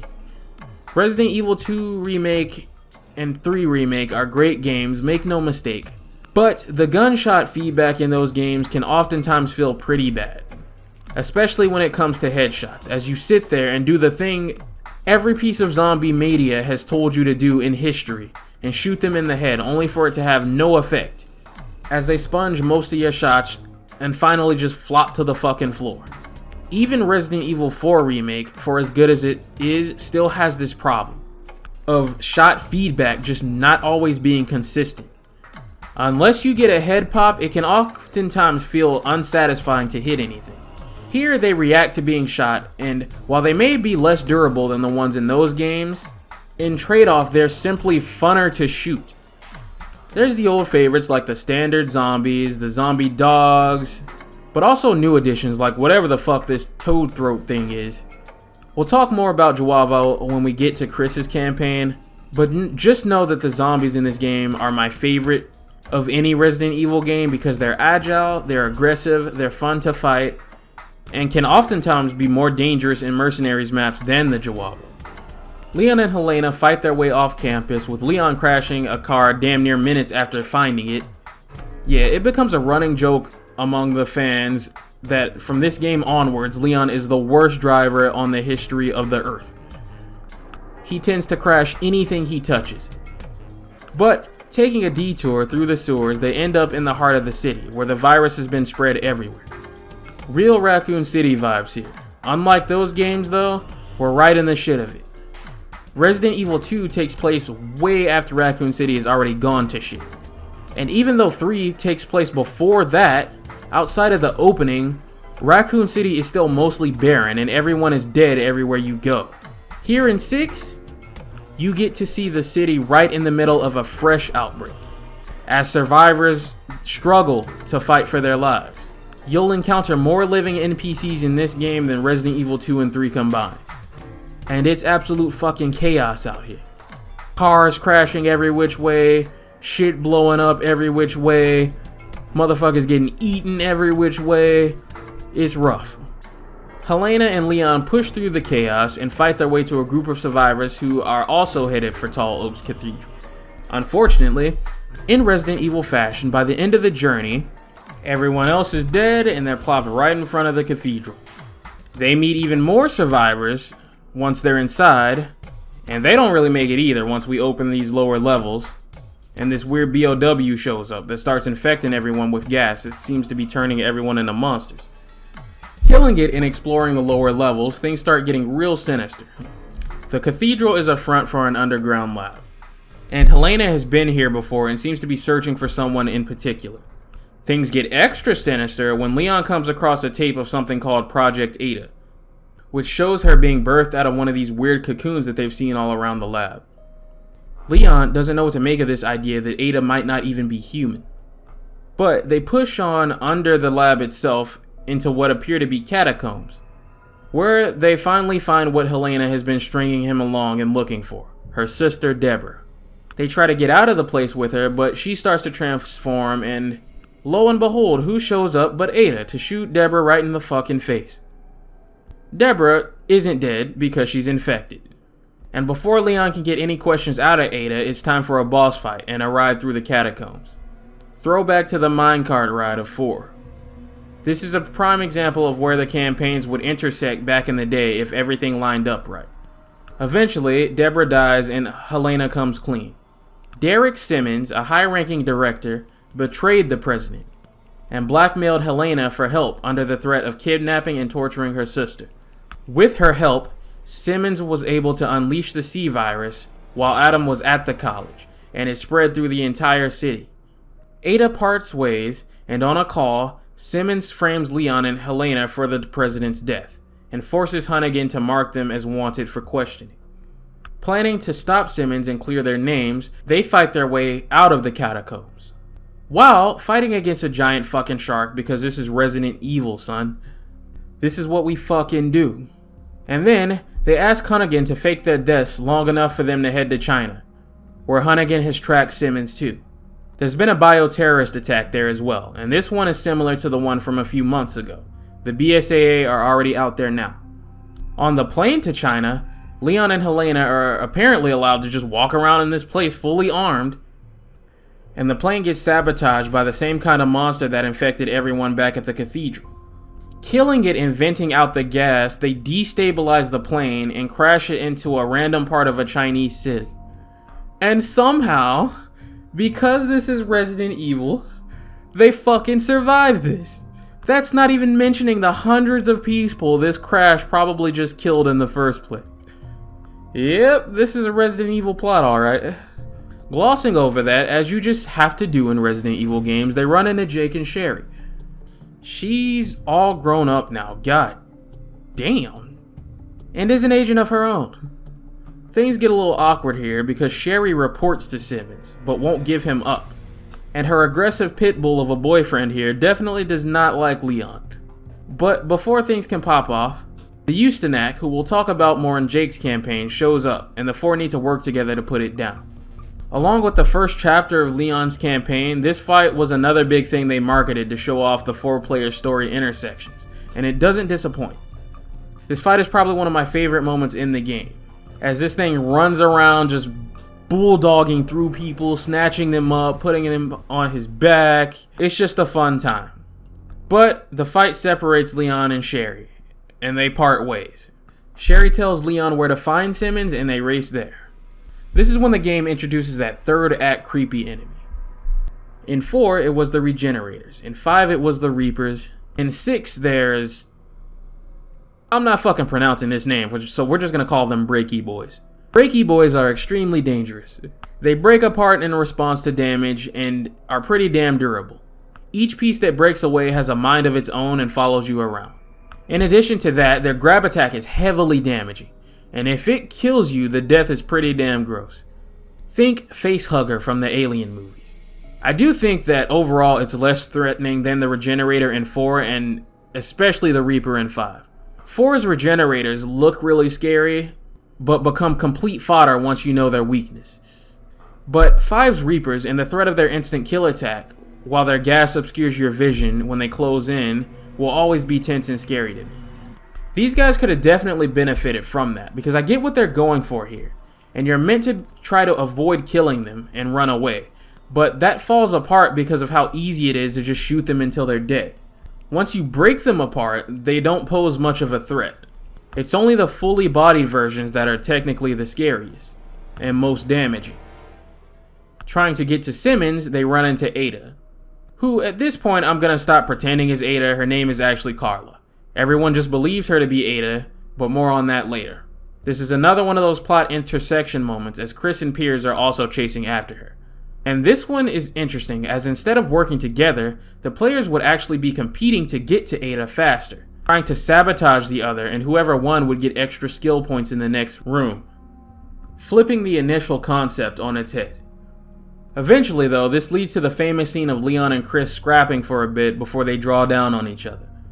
And you better believe, like I said, we were all arguing over who would win in forums and comment sections back in the day. I mean, the answer is Leon, of course, but anyway.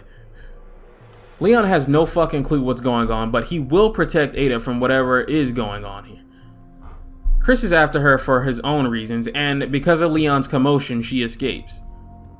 Leon and Chris, understanding the situation is more complicated than either of them fully grasp right now, decide to work together. Chris will go after Ada, Leon will go after Simmons. And with that, that's exactly who he runs into next before Sherry and Jake walk in on the standoff. Simmons admits to it all, saying he did it to stop Adam from telling the world about the US involvement in bioterrorism. In the shootout, Simmons gets infected by one of Carla's hit squads. and Leon and Helena go after him while Jake and Sherry escape. But not before Sherry gives Leon all her data on the C-Virus. They corner him to this train for this boss fight. His transformation looks especially brutal. But we take him out and jump into the river to avoid death by train, and swim back to the city. Leon gets a call from Chris telling him to get the fuck out of there before a missile lands right on top of the city, filled with the C-Virus gas and infecting everyone. Almost the entire town is lost, and Leon and Helena can't do anything but try to work with the soldiers to survive and run from the gas. Chris also tells Leon that Ada Wong is dead and our boy is hurting. He, in exchange, sends Sherry's data over to Chris and tells him he needs to find Jake and Sherry immediately. They've been captured after the showdown with Derek. Turns out not only is Jake Wesker's son, but he's the only way to stop this virus. The plan is to get on top of a nearby tower for evac. In the process, we pick up right at the start of the prologue with Leon and Helena being blown away in an explosion. Only this time things are changed. Ada shows up in a chopper, much to Leon's surprise, and Leon and Helena Resident Evil vortex their way to the tower where they run into Simmons again for another fight. Instead of a dog, this time this motherfucker turns into a giant T-Rex, son. This game is sick. Ada's also here during this section to help us out. And killing Simmons a second time, we make our way to the top of the tower. While dealing with the elevator breaking, because of course this is Resident Evil, they catch a glimpse of Ada and Simmons fighting, and once he gets the upper hand on her, Leon says fuck it all and jumps over to save the day and protect her from him. Leon and Ada work together again, just like old times, to kill this motherfucker a third time, and Ada says goodbye for the rest of the game. On the rooftop, this motherfucker is still not dead. This time he turns into one of the craziest transformations in the franchise. A giant fucking fly. If you hate flies, watching this thing with its humongous fucking eyeballs fly towards you is freaky as hell. I don't like bugs in general, so this shit ain't exactly comfortable. But I enjoyed this fight and some of the cool shit you can do in it quite a bit. But finding the chopper left by Ada for us to take, and a rocket launcher because she knows what a man wants, we bring this fucker down properly in one of the most satisfying finishes in the franchise. With that, Leon and Helena escape with the evidence they need to clear their names, and we cut to way later after the fact, when everything is resolved. Helena visits her sister's grave, and instead of being arrested like she expects, she's welcomed back into the agency? What the fuck? That's not how that works. She still committed one of the worst crimes you can probably commit in America. She'd definitely still be taken away. That's how the law works. She'd be lucky if they actually even take her to prison, because they'd likely take her somewhere to be tortured relentlessly every day for the rest of her life and just say she went to prison. But alright, I guess. And that's Leon's campaign down. Definitely enjoyed it the most. Not because it's significantly better than the other four, as Chris, Ada, and Jake's campaigns are all still pretty good. After fighting the Ganado and the Magini in 4 and 5, it's just a nice change of pace to fight zombies again, under the same sort of gameplay loop you would expect in 4 and 5. I definitely see why a lot of people like Leon's campaign the best. But we have 3 more to go, and it's time to move on to Resident Evil's original hero, our boy Chris Roydfield. Leon's story is a tale of revenge and a frame job. Chris's story is also a tale of revenge, but more so a tale of how years and years of this bullshit and losing all his comrades and friends and the pressure of being a leader constantly weighs on him, and how his struggle with that almost breaks him completely and leads to a fall from grace in one of the lowest moments in his life. We start with him wasting away in a bar, drinking his life away, while some guy constantly tries to make conversation with him. After he harasses the bartender and is asked to leave, Piers, the guy who's been talking his ear off, sits him down and grills him about how far he's fallen from the Chris Redfield everyone else in the BSAA idolized and looked up to. Turns out, this has all been a setup to find him and bring him back. He's been AWOL for 6 months. He's drunken and coped himself into some kind of amnesia where something so traumatic happened that he doesn't remember it or Piers. Skipping ahead to China, he's back in action to deal with the C-Virus outbreak here, and Piers and a new unit of men are under his leadership. The mission right now is to head in the thick of the attack and try to rescue as many civilians as possible. Chris is noticeably a lot more irritable and angry than he was in the last game, and why will become apparent in a later chapter. For now, let's get introduced to the game's second enemy type, the Jawavo. Jawavo are the idea of the Ganado and the Majini fully realized but twice as intelligent. A genetically engineered super soldier army to be used and commanded at will. These guys behave like the Plagas mutations of 4 and 5 with some upgrades. For starters, we have locational mutations based on damage. Depending on where you shoot, they will mutate to form shields, arms that grab you, enhanced armor, and even head mutations like claws and berserk states. A fight with these guys once they start mutating can go from you coasting through them to being in some serious trouble in the blink of an eye.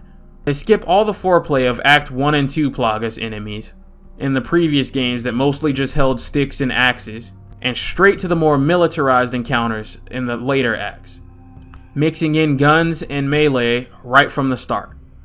To balance that out, the gunfire does significantly less damage than it did in 4 and 5. But that's what this really feels like, Act 3 of those games right from the start. From what I understand, these guys are made from Carla upgrading the C-Virus to work through direct injection, whereas C-Virus zombies are made through inhalation of the original virus in gas cloud form, so this is a multifunctional virus. Chris is definitely a bit rusty in dealing with this shit, and he's not mentally focused. He's making mistakes that a Chris Redfield on his A game, like the 1 in 5, would never make.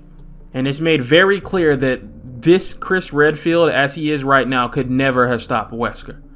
This is also the chapter that was showed off for Chris in all the marketing.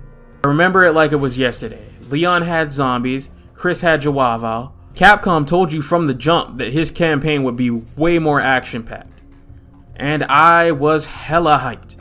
This is also a good place, since I forgot to mention this in 5, to say that the bottle caps in 4 have been replaced with emblems you shoot in the world, which unlock models to view in the menu later. And most of the games will work like this going forward until the engine switch. I like this change much better. While it means more busy work in the short term, in the long term it means that you don't have to go through this ever again should you decide to start a new save from scratch. Chris and Piers complete their mission, barely escaping as BSAA HQ decides to nuke the building once the survivors are out. In doing so, Chris catches sight of C-Virus cocoons, which triggers his memories to come back, and we get a flashback to 6 months ago during his mission in Adonia. They're here fighting this new C-Virus threat, and Chris promises his men that under his command, as long as they work together, he'll do whatever it takes to make sure as many of them as possible make it out of this mission alive, so long as they trust him, especially his new rookie, Finn. And that's what most of these first 2 chapters really feel like, just a day in the life of Chris Redfield. He's a soldier, he's a fighter, he's worked his ass off for almost 10 years to be one of the best captains in the BSAA. His men easily trust him with their lives and have complete faith in him. The purpose of this chapter is to reinforce that. Eventually, they run into Sherry, who explains that Jake is part of the terrorist group they've been fighting, but is under the protection of the US government and is no longer a threat. They're interrupted by a huge-ass monster for another crossover point while they work together to put it down. Chris gets Sherry a BSAA escort to where she needs to go, but something in him can't help but be bothered by Jake's presence. He feels familiar, and he can't figure out why, but he presses on with his mission and lets it go. The group investigates the nearby city hall for BOW activity. The place is covered in human cocoons. Eventually, though, they start hatching into dangerous armored BOWs. These things start hatching all over the place, and force Chris and his squad further into the building, where they run into Carla disguised as Ada. She pretends to be an innocent held captive, and when they let their guard down, she makes her move, traps them, and kills everyone in the room but Chris and Piers. Chris is forced to watch almost every man he swore he'd protect die because he made a bad call to take her along with him. Completely breaks him down. That's why he's been the way he is. Because these men trusted him and he let them down. Remembering this, his main goal becomes his obsession with finding and killing Ada Wong. And because of that laser focus on that, his skills as a leader and his men's faith in him start to falter. In pursuit of her, as she's been confirmed to be in China and in the city, a giant snake attacks them similar to Yan from the first game, but with the added ability to camouflage. He at one point runs into Jake and Sherry again, and instead of helping them get to where they need to go, he's so laser focused on Ada that he only briefly helps them and then returns to his pursuit, in a complete contrast to how concerned he was for Sherry's well-being 6 months ago. His recklessness and his aggression starts leading to deaths in his squad, while this snake picks them off one by one, and Piers starts to lose faith in him as a leader. By the end of this snake chasing everybody around, only Chris, Piers, and one other squad member survives. But not for long, as Carla kills him in an ambush. And with that, Piers is sick of Chris and his bullshit. So he grills him for how he let all these men down and how in his current state he would let Finn down too. Chris isn't willing to hear this and continues charging like a rhino after Carla, eventually leading him into the same chase in Leon's campaign with the same eventual outcome. Chris and Piers go after Carla, with Chris finally coming to his senses and apologizing for his behavior. Captain Chris Redfield is back, boys, and they chase her down by truck, leading to a crash onto her personal ship as it sets off. As soon as they come to, they're right back on that bullshit, fighting the elite of the elite, Neo Umbrella's finest, which is what she calls her terrorist organization. Things start getting funny as Chris and Piers begin chasing the real Ada Wong and run into a couple of breaky boys too. They catch up with Carla and completely wave off how they keep seeing Ada in different clothes at this point, and Derek's hitmen shoot her dead before she can be taken in. They catch word of BOW missiles about to launch towards China from a separate ship Carla owns and race to go stop it before it's too late. Despite their best efforts, they fail, leading to the city disaster Leon finds himself in. With the information relayed to him on Jake and Sherry, the underground lab they're being held at is where Chris and Piers head for. Chris admits he's tired of this. These missions are starting to shake him up, and he wants to retire, and he wants Piers to take his place as captain. They release Jake and Sherry from captivity and move to meet up with them. And he straight up admits to him that he killed his father, leading to Jake almost shooting him dead then and there. Regardless of whatever Wesker may have done, that still was his dad, and he's understandably angry. But for now, they put their differences aside, and something called Chaos, which is Carla's master plan for infecting the entire world with the C virus, is released. Chris and Piers decide to handle it while Jake and Sherry escape. Chris and Piers work on this thing, but it just won't go down for good. Then things go to complete shit.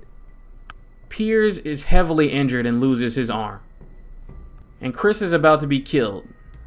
Completely out of options, Piers sacrifices himself, tears his arm off, and injects himself with the C virus to save Chris. And Chris is devastated, man. Piers is the last of his squad, and who he wanted to succeed him in the BSAA. But now that's a done deal. Piers, knowing his time is up, forces Chris into some nearby escape pods, and saves Chris one last time just as the lab blows up completely. Inspired by Piers and everybody that lost their lives, he scraps his plan to retire. He owes it to them to keep fighting for a better future. Chris's campaign is a fun time. It's what really made me start to like and appreciate this character, and some of the shit he has to deal with on a mission-to-mission basis. This is his life, and it isn't easy. He has to constantly meet soldiers, make friends, and watch them die over and over, all under his leadership. It's hard work. Yes, it's very militaristic, very Gears of War inspired, but that is the point, and I don't see that as a bad thing just because it is that way. That's simply how his missions on bioterrorism end up. It's not easy to show you his struggle otherwise. To dive into Chris Redfield's mind, Capcom wants you to feel like Chris Redfield. Up until about here, Chris was almost just a blank slate, cookie cutter, do-good guy. The ideal soldier action hero. Much like old Jill, there wasn't really much to their characters besides they're good people. But starting with 5, but much more so here, Chris becomes a really compelling character with flaws despite having the best intentions. And for as watered down as 7 and 8 will be compared to these games, if I can commend Capcom on one thing, it's how they handle Chris Redfield from here on afterwards. Next in the timeline is Jake, which is my second favorite campaign in the game, technically starting the earliest. Jake and his group of mercenaries are in the middle of taking some new energy booster given to them by Carla, pretending to, of course, be Ada Wong, which is really just her way of testing the C-Virus, to confirm whether or not Jake is immune. Everyone in his gang transformed, but he turned out fine. Sherry shows up and leads him out, saying he's the key to saving the world. The company he's been doing work for is at war with the BSAA right now, and since they're infected now, he and Sherry are caught in the crossfire of their war. Jake's tale is my favorite hero trope. The arrogant, selfish asshole who's only out for himself at first, but love makes him realize he should try to be a better man. It's also a tale of legacy and forging your own way, regardless of whatever your parents may have done. Right now, for his services, he wants $50 million. That's my boy. So, they try to fight their way out of this mess, but run into the main event of Jake's story, the Ustinak. The Ustinak wants to retrieve Jake, dead or alive, for Neo Umbrella to experiment on. And he's a big motherfucker. Listen to these footsteps.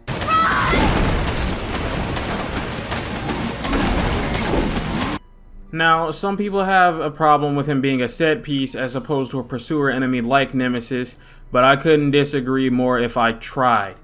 I would much rather him be scripted and pop up for crazy memorable shit than just chase these two around and get on my fucking nerves. I'm already dreading how much I'm gonna have to deal with that shit once we get to 7. I don't need it here.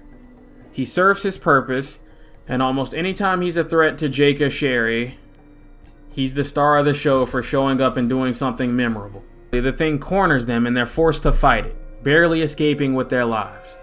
Which leads to them running into Chris and Piers in the whole BOW situation. On Chris's provided transport, Sherry calls her superior, who we know is Simmons, and he agrees to Jake's terms. The Ustinak has tracked them and brings their chopper down in the middle of nowhere. Sherry is mortally wounded in the landing, but heals from her injuries almost immediately, freaking the pure shit out of Jake. Being infected with the G-Virus back in Resident Evil 2 gave her regenerative abilities on some Wolverine type shit. They search around for Jake's data, which Sherry lost in the fall, before taking shelter in a nearby cabin. You can see their romance budding here. And Sherry explains her backstory, why she has her powers, and her father's crimes, and how she's managed since then. They're interrupted by Joavo, who've tracked them, and they escape by snowmobile into ice caves, where the Ustinak is now stalking them. As soon as it catches sight of them, it chases them and corners them, and they seemingly kill it by power drill in this bomb-ass set piece. When they make their way out of the caves, Neo Umbrella pins them down, and the Ustinak ain't so dead after all. Carla shows up, explains to Jake who his father is and why they want him, and they're taken to a secret lab in China where they're experimented on for 6 months. On the day of the bioterrorist attack in the city, Jake sees his opportunity to escape and takes it, releasing Sherry in the process. Jesus, dude. When they meet back up and, get dressed, much to Sherry's annoyance, Jake blames his dad for his bad decisions in life, whereas Sherry has done all she can to do better than her father, so feels like Jake is just making excuses and needs to take responsibility.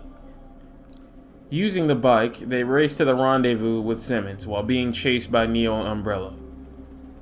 This bike chase is probably one of my favorite moments in the game.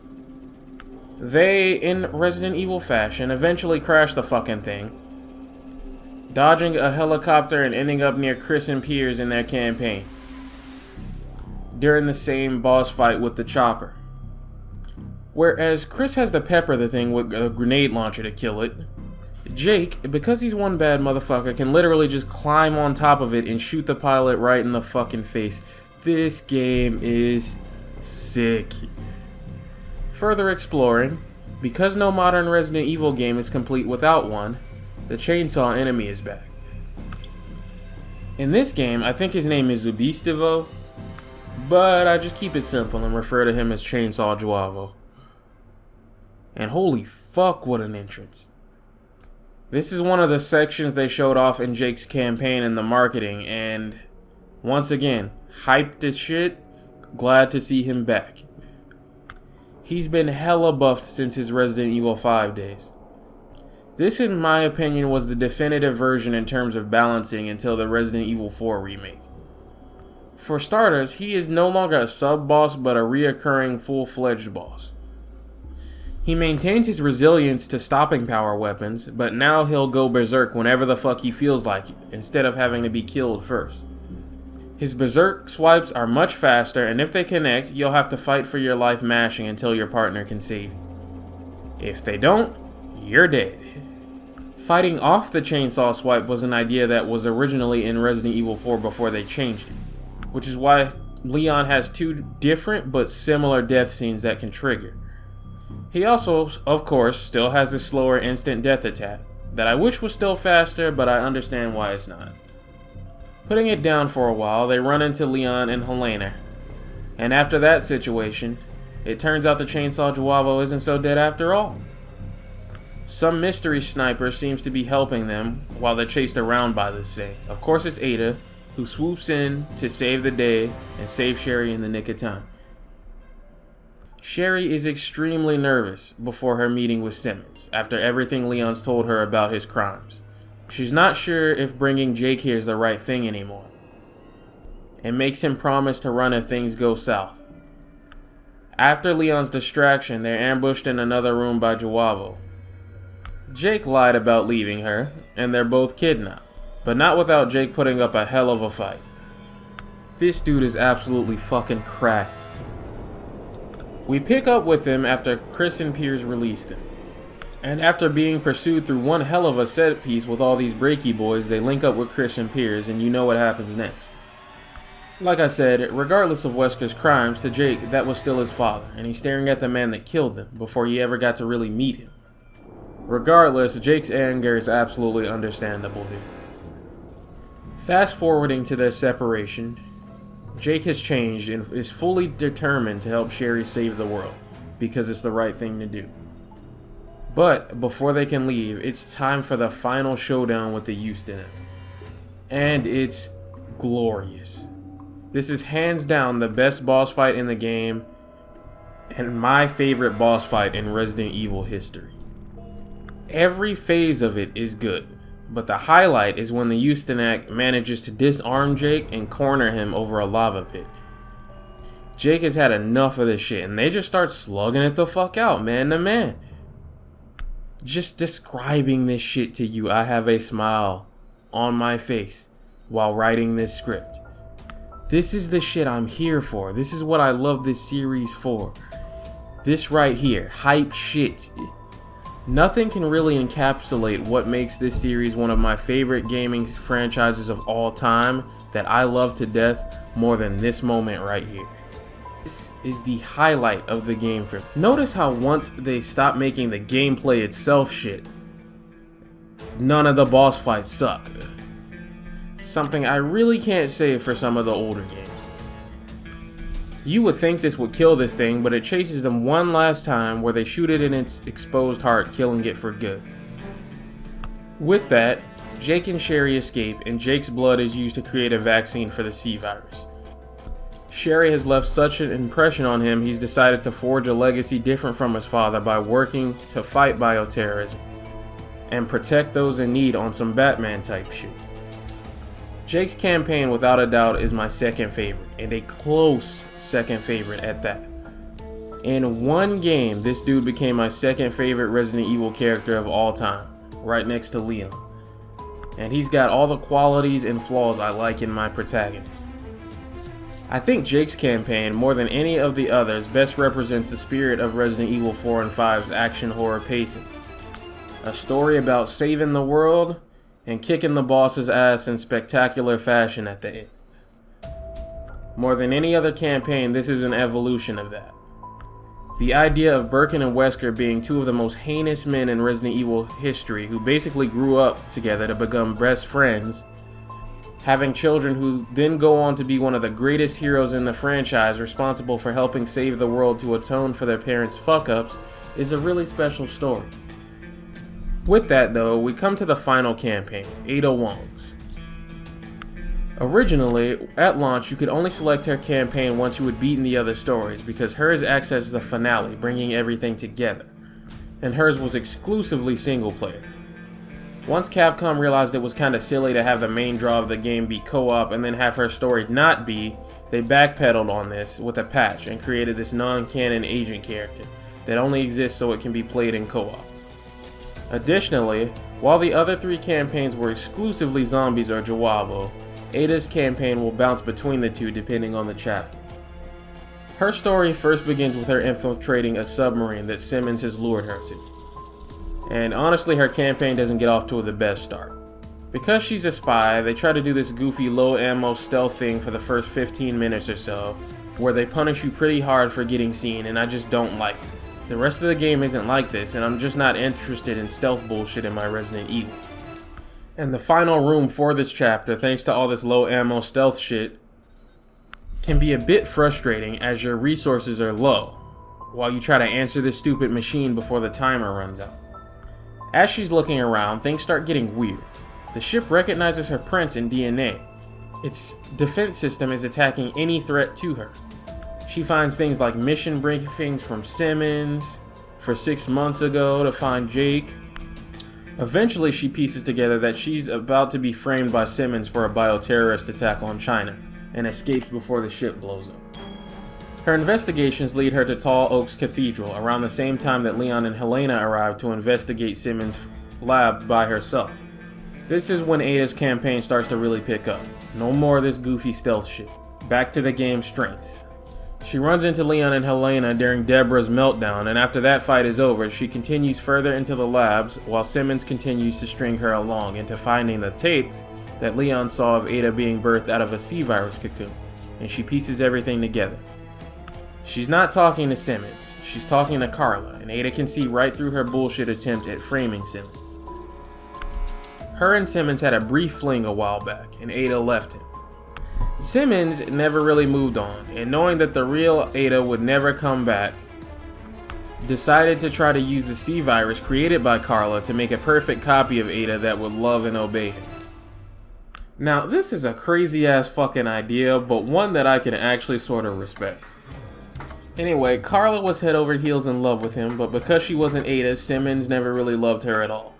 He eventually forced her to be the test subject for Project Ada.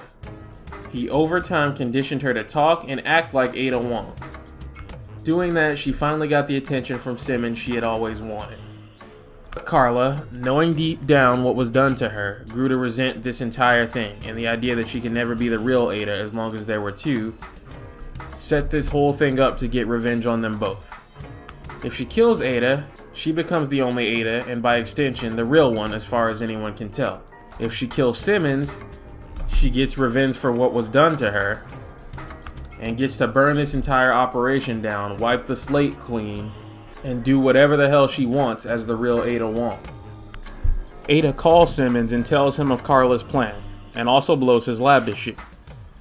So that's why he left for China back in Leon's campaign, which is also where Ada herself is headed now.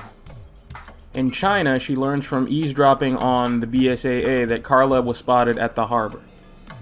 On the way, running into the chainsaw Jawavo the earliest, who chases her around this city relentlessly. In the fight with it, a train knocks it down below right on top of Jake and Sherry, which is how it ended up just dropping out of absolutely fucking nowhere in their campaign. Man, like I said, I love how this shit all just comes together. She also manages to catch sight of Leon crashing that fucking plane into the city, then runs into Jake and Sherry again to lend them a hand in the bullshit she just sent their way, and saves Sherry from almost certain death. She ain't regenerating from that shit. These bits and pieces from every campaign that come together like this are without a doubt one of this game's biggest strengths. With that done, she slips on the ship that Chris and Piers are pursuing Carla onto, and they of course start fucking chasing her and the biggest misunderstanding in Resident Evil history. She's able to catch sight of Carla getting killed by Derek's hitmen as she picks up a key to the quad tower, which is Carla's main lab. Ada makes her way past Carla's body and is somewhat saddened by what was done to her, but notices that Carla injected herself with an improved C-virus, and she mutates into this giant goo monster, having completely lost it, believing herself to be the real Ada Wong. And she's killed with liquid nitrogen for good. On our way to the quad tower, which Ada borrows a chopper to get to faster. Arriving after the C-virus missile drop, she passes by Leon to give him a hand, as always, and assist in bringing down Simmons. Ditches the chopper, leaving Leon a present as she always does. And on our way to the lab, Simmons attacks her since he's still not dead, and she's forced to fight him again, leading to her and Leon's campaigns merging for the final time as they work to protect one another and put Simmons down. With that, she arrives at the lab to see another Ada doppelganger being built. Furious at the idea that Carla was willing to do this again to someone else in case her plan failed and she died, she destroys the lab completely and burns it all to the ground. And her part in the story is now over. Ada's campaign is good. It's definitely not bad, but I still enjoy it the least. It does its job well, which is clean up and interconnect everything together, and I'm sure if Ada's one of your favorite characters, she'll probably be higher on the campaign rankings. But Leon and Jake's campaigns are just so good to me that the other ones have an impossible bar to try to jump over. And Ada's first chapter can be a bit annoying on a first playthrough before it really picks up the pace and gets to the action. But yeah, that's all 4 campaigns down. I really like the way this story is told, and I'm down with how everything turned out. I really respect the ambition here. Resident Evil 6's story is by far the best example of multiple scenarios Capcom has ever done. Resident Evil 1 and 2's attempts both completely contradict and are a jumbled mess because of it. Here, each campaign is a puzzle piece in a really big grand scheme, and by the end they all fit together.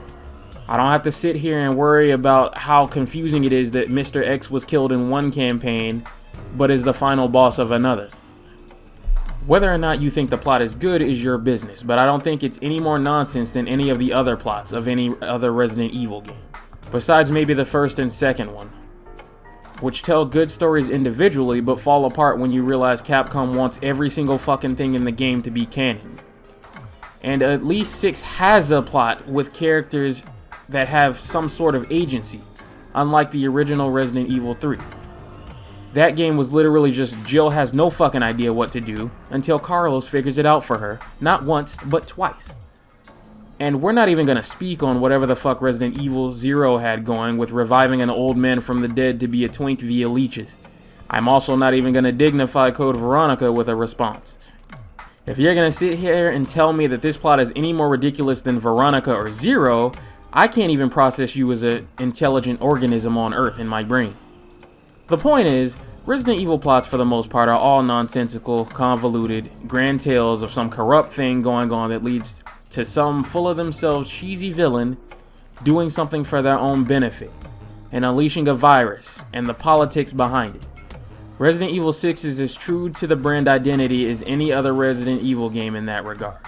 It's just funner to play than most of the others while it does it, which is why it's in my top 5 favorites in the franchise.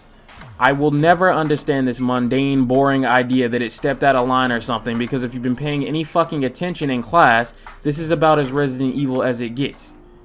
Leon and Chris's power level are definitely correct in this game, and if your eyes function, and the correct voltage of electricity is sending that information to your brain, you'll start to notice that you're not seeing anything that you wouldn't expect from putting these two in these kinds of situations. The CGI movies have them right about here in terms of power level. This is what they do. This is who they are. I played every game and watched every CGI movie set in between Resident Evil 4 to 6, including Infinite Darkness. I didn't see anything in this game that didn't make me say, yeah, that looks about Leon and Chris. These are not people that you build a traditional survival horror game around anymore. They are the horror game for whatever the fuck villain decided to pop up on any given day of the week. That is why in order to bring back a traditional scary Resident Evil game, it was necessary to get them out of the equation and wipe the slate clean. with someone like Ethan Winters, because the second you get Chris Redfield involved in whatever the fuck is slapping Ethan around, he's cleaning house.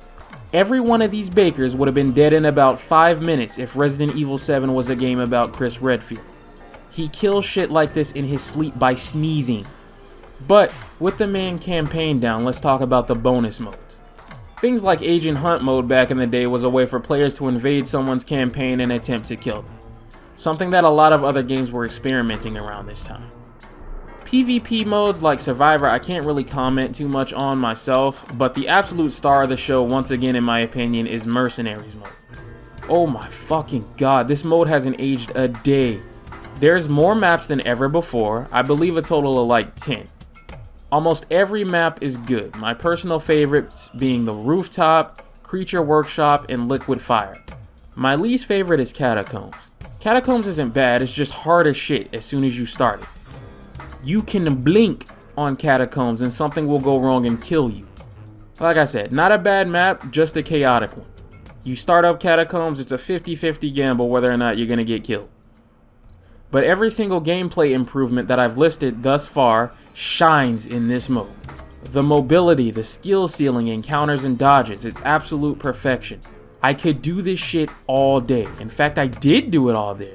And then I did it all day again. I had to force myself to stop playing this because I couldn't. And honestly, as much as I enjoy 4 Remakes Mercenaries mode, I'm still starting to think that 6 has the best mercs because of the gameplay. Secret Discord tech like Leon's machine shotgun strat, all the unique counters and melee attacks.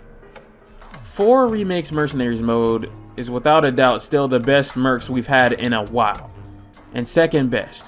But 6 has the advantage of still being from a more quick and agile era in Resident Evil with less weighty movement and aim. You run faster, you aim faster, everything you do is more quick and agile, things like that. In fact, I went back to 4 Remake after being in 6's Mercenaries mode Vortex for like a week, and I was definitely feeling the stiffness, even in aiming. There were times where things got in my face that would have never gotten in my face in this game. I found myself trying to do quick shots from muscle memory, only to remember that they aren't in this game. And I constantly found myself begging the character I was playing to hurry the fuck up and swap weapons or to a grenade, only to realize how long it was actually taking. Everything in Resident Evil 6 is quick, snappy, and responsive. And while there's something to be said about how much more realistic that makes Resident Evil 4 Remake in comparison, we have to remember that we are still playing a video game and it has to be fun. No Mercy mode in Resident Evil 6 is actually playable and enjoyable this time around in comparison to 5 because of the improved gameplay. It's a good balance of one fuck up getting you killed by the swarm versus the insane satisfaction of being against an unrelenting horde. People are still bumping this shit on the daily, and the community for this game is a lot better than 5's. Because now, when you're hosting a session or looking to join a session, you can set your playstyle. Options like setting it to playing for fun let people know you're here not to be sweaty, but to just have a good time.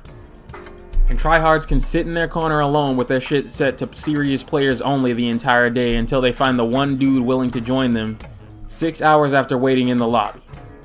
So you can avoid some of the friction there is getting into Resident Evil 5's Mercenaries mode. All of the main cast is playable, including Carla, and man, I'm telling you, once I finish this script, I'm headed right back in. So as you can see, in closing, I absolutely love Resident Evil 6. I knew what this game was from day one because I was invested in all the marketing. I adore this game. For years, I had the character cards from the original release that came in the case up on my wall. You can see them in a lot of my early YouTube videos. From the moment they showed it to me in the marketing, I was on board every step of the way. It was everything I hoped it would be and everything I ever dreamed of doing gameplay and mechanic wise in a Resident Evil game. There is never a time where I replay this game and I don't enjoy it. It is an absolutely ridiculous roller coaster ride of twists, turns, explosive set pieces, corrupt bad guys in suits pulling strings, and trying to destroy the world for fame, and other ridiculous Resident Evil shit. The most ambitious, packed with content, feature-rich Resident Evil ever produced. And by extension, the most Resident Evil that's ever Resident Evil.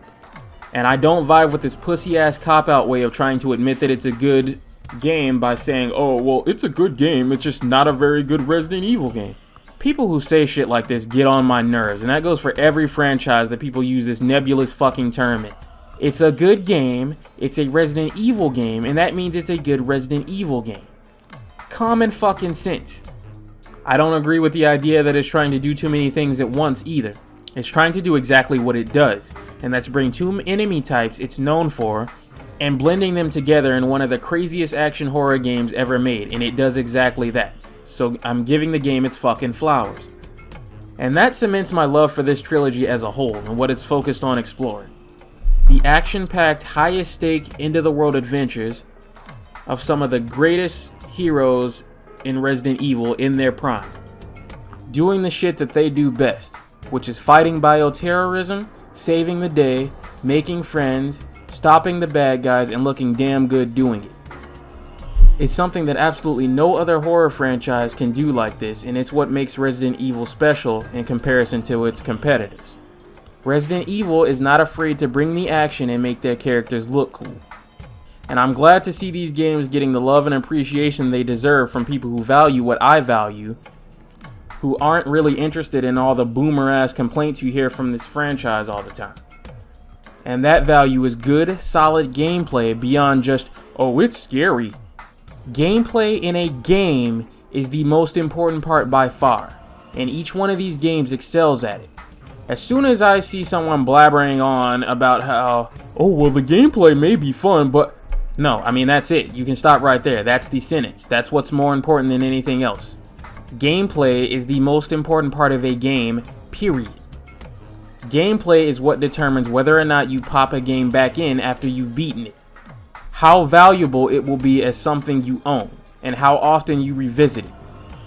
And that's what every one of these games has, that Jack Baker jumping around and doing a cute little spooky thing to make all the streamers do a little squeal the first and often the only time they ever play this game can never match.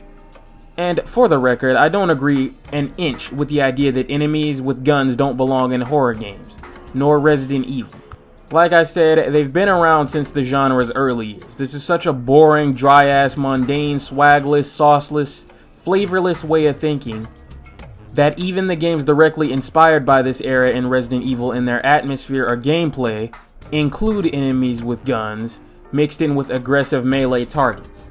Over time, these games have aged beautifully, like the Star Wars prequels, and have really blown up in terms of love and appreciation. The amount of times I've been scrolling through TikTok or YouTube or some shit to find someone playing Resident Evil 5 or 6 only to be baffled as to why the vocal minority acts like these games are awful because they're having the time of their lives is too many to count. Completely surprised by how fun this shit actually is, and my response to that is, yeah, it always was. You've been getting scammed since Resident Evil 7 with combat that fucking sucks, but this wasn't always the case. I hear shit from some of these channels that think they speak for the entire fucking fan base in their echo chamber. Like, oh, Capcom mistakenly thought fans wanted more action. Capcom didn't mistakenly think shit. You don't consistently sell over 12 million copies by making 3 games in a row of something that people don't want. That doesn't happen. If you think it does, then I'm not gonna sugarcoat it, you're a fucking idiot. What it actually is that this franchise makes 2 types of games. Slower, more atmospheric survival horror ones, and balls to the wall action horror ones. And therefore is divided by people looking for different things out of Resident Evil. The franchise is in a constant tug of war as to what direction to go. For the longest time, the older fans were the classic survival horror ones and the loudest ones in the room. They were the adults, the ones giving a lot of their feedback. But the action horror fans are now in the same position that the Star Wars prequel fans are in. And that we're older now and we've grown up.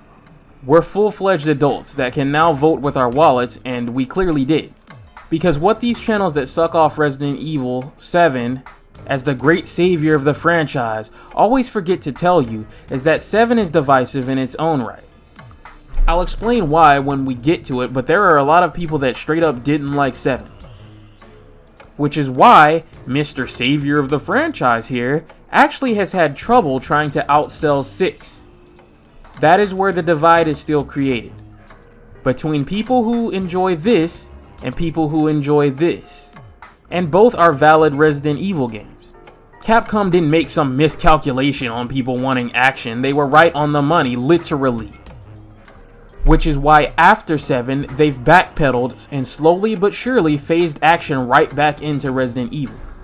Yeah, we'll get to that analysis, but Resident Evil 8 is an insane backpedal on this supposed return to the roots from the apparent messiah of the franchise to these people, that is 7. And part of that reason is because as much as these people try to deep throat it, it didn't outsell 6. Capcom is in a situation where the part of the fan base that misses classic survival horror is telling them one thing, and the side of the fan base that's down with the action and the actual numbers they're seeing are telling them something else. That's to say nothing of the canceled version of 7 that sounded way fucking better than what we got. A Resident Evil game with sea-based creatures starring Leon and Sherry? Sign me the fuck up. This must be how classic Resident Evil fans feel about Resident Evil 3.5, so I'm getting a taste of my own medicine here. And hey, that's fair. If I can't take it, I shouldn't dish it out. But my preference still sells more and is more beloved, so I'm gonna take my victory lap. Unlike the first time this series was reinvented, when my favorite ever got overhauled, the sales weren't in decline. What you gotta remember is that back when 6 launched, neither the PS4 nor the Xbox One had backwards compatibility. And the PlayStation 4 and Xbox One launched that very year. Any games that launched that year were stuck on PS3 hardware, and if they didn't get a next-gen port, they were basically worthless once you took the plunge into a PlayStation 4. Don't believe me? Go look at the amount of games in established franchises that declined that very year.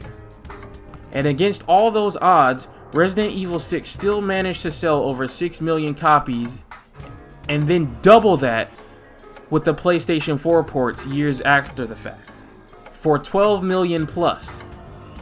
Anyway, don't misunderstand, I don't hate Resident Evil 7, I actually quite like it. I was actually pleasantly surprised by how good of a Resident Evil game it still turned out, despite how turned off I was from it initially, thanks to the major overhauls and the fucking horrible way this game was marketed to us. Oh my god. Trust me, we'll get to it. But the way Capcom presented this game in the trailers and the demos is not how the game actually was. I have fond memories of my first ever playthrough of it, which is still up on this channel. But as time goes on, I do think it's a very shallow and single-serving Resident Evil game. Great the first time you play it, but when you play through it multiple times, especially when you play through it and compare it to what it's trying to emulate and return to, the cracks start to show. We'll talk about it as well as Resident Evil 8. Before we can though, we have one more step to get through, and that's the Revelations games. See, let's say Resident Evil 4 and 5 are at a 10 in terms of over-the-top explosive action, and Resident Evil 6 is at a 15. Well, Resident Evil Revelations 1 and 2 would be like if we kept the general formula for those games, but brought them back down to about a 7 or an 8 in terms of the action skill. Nothing too crazy, nothing too boring either. We're gonna tone it down just a little bit. That's something I can absolutely live with. While they're not my favorite ones because they are toned down, I still think they're pretty fucking solid. And absolutely some of the better entries in the franchise. We'll talk about that in the next video. I'll see you then.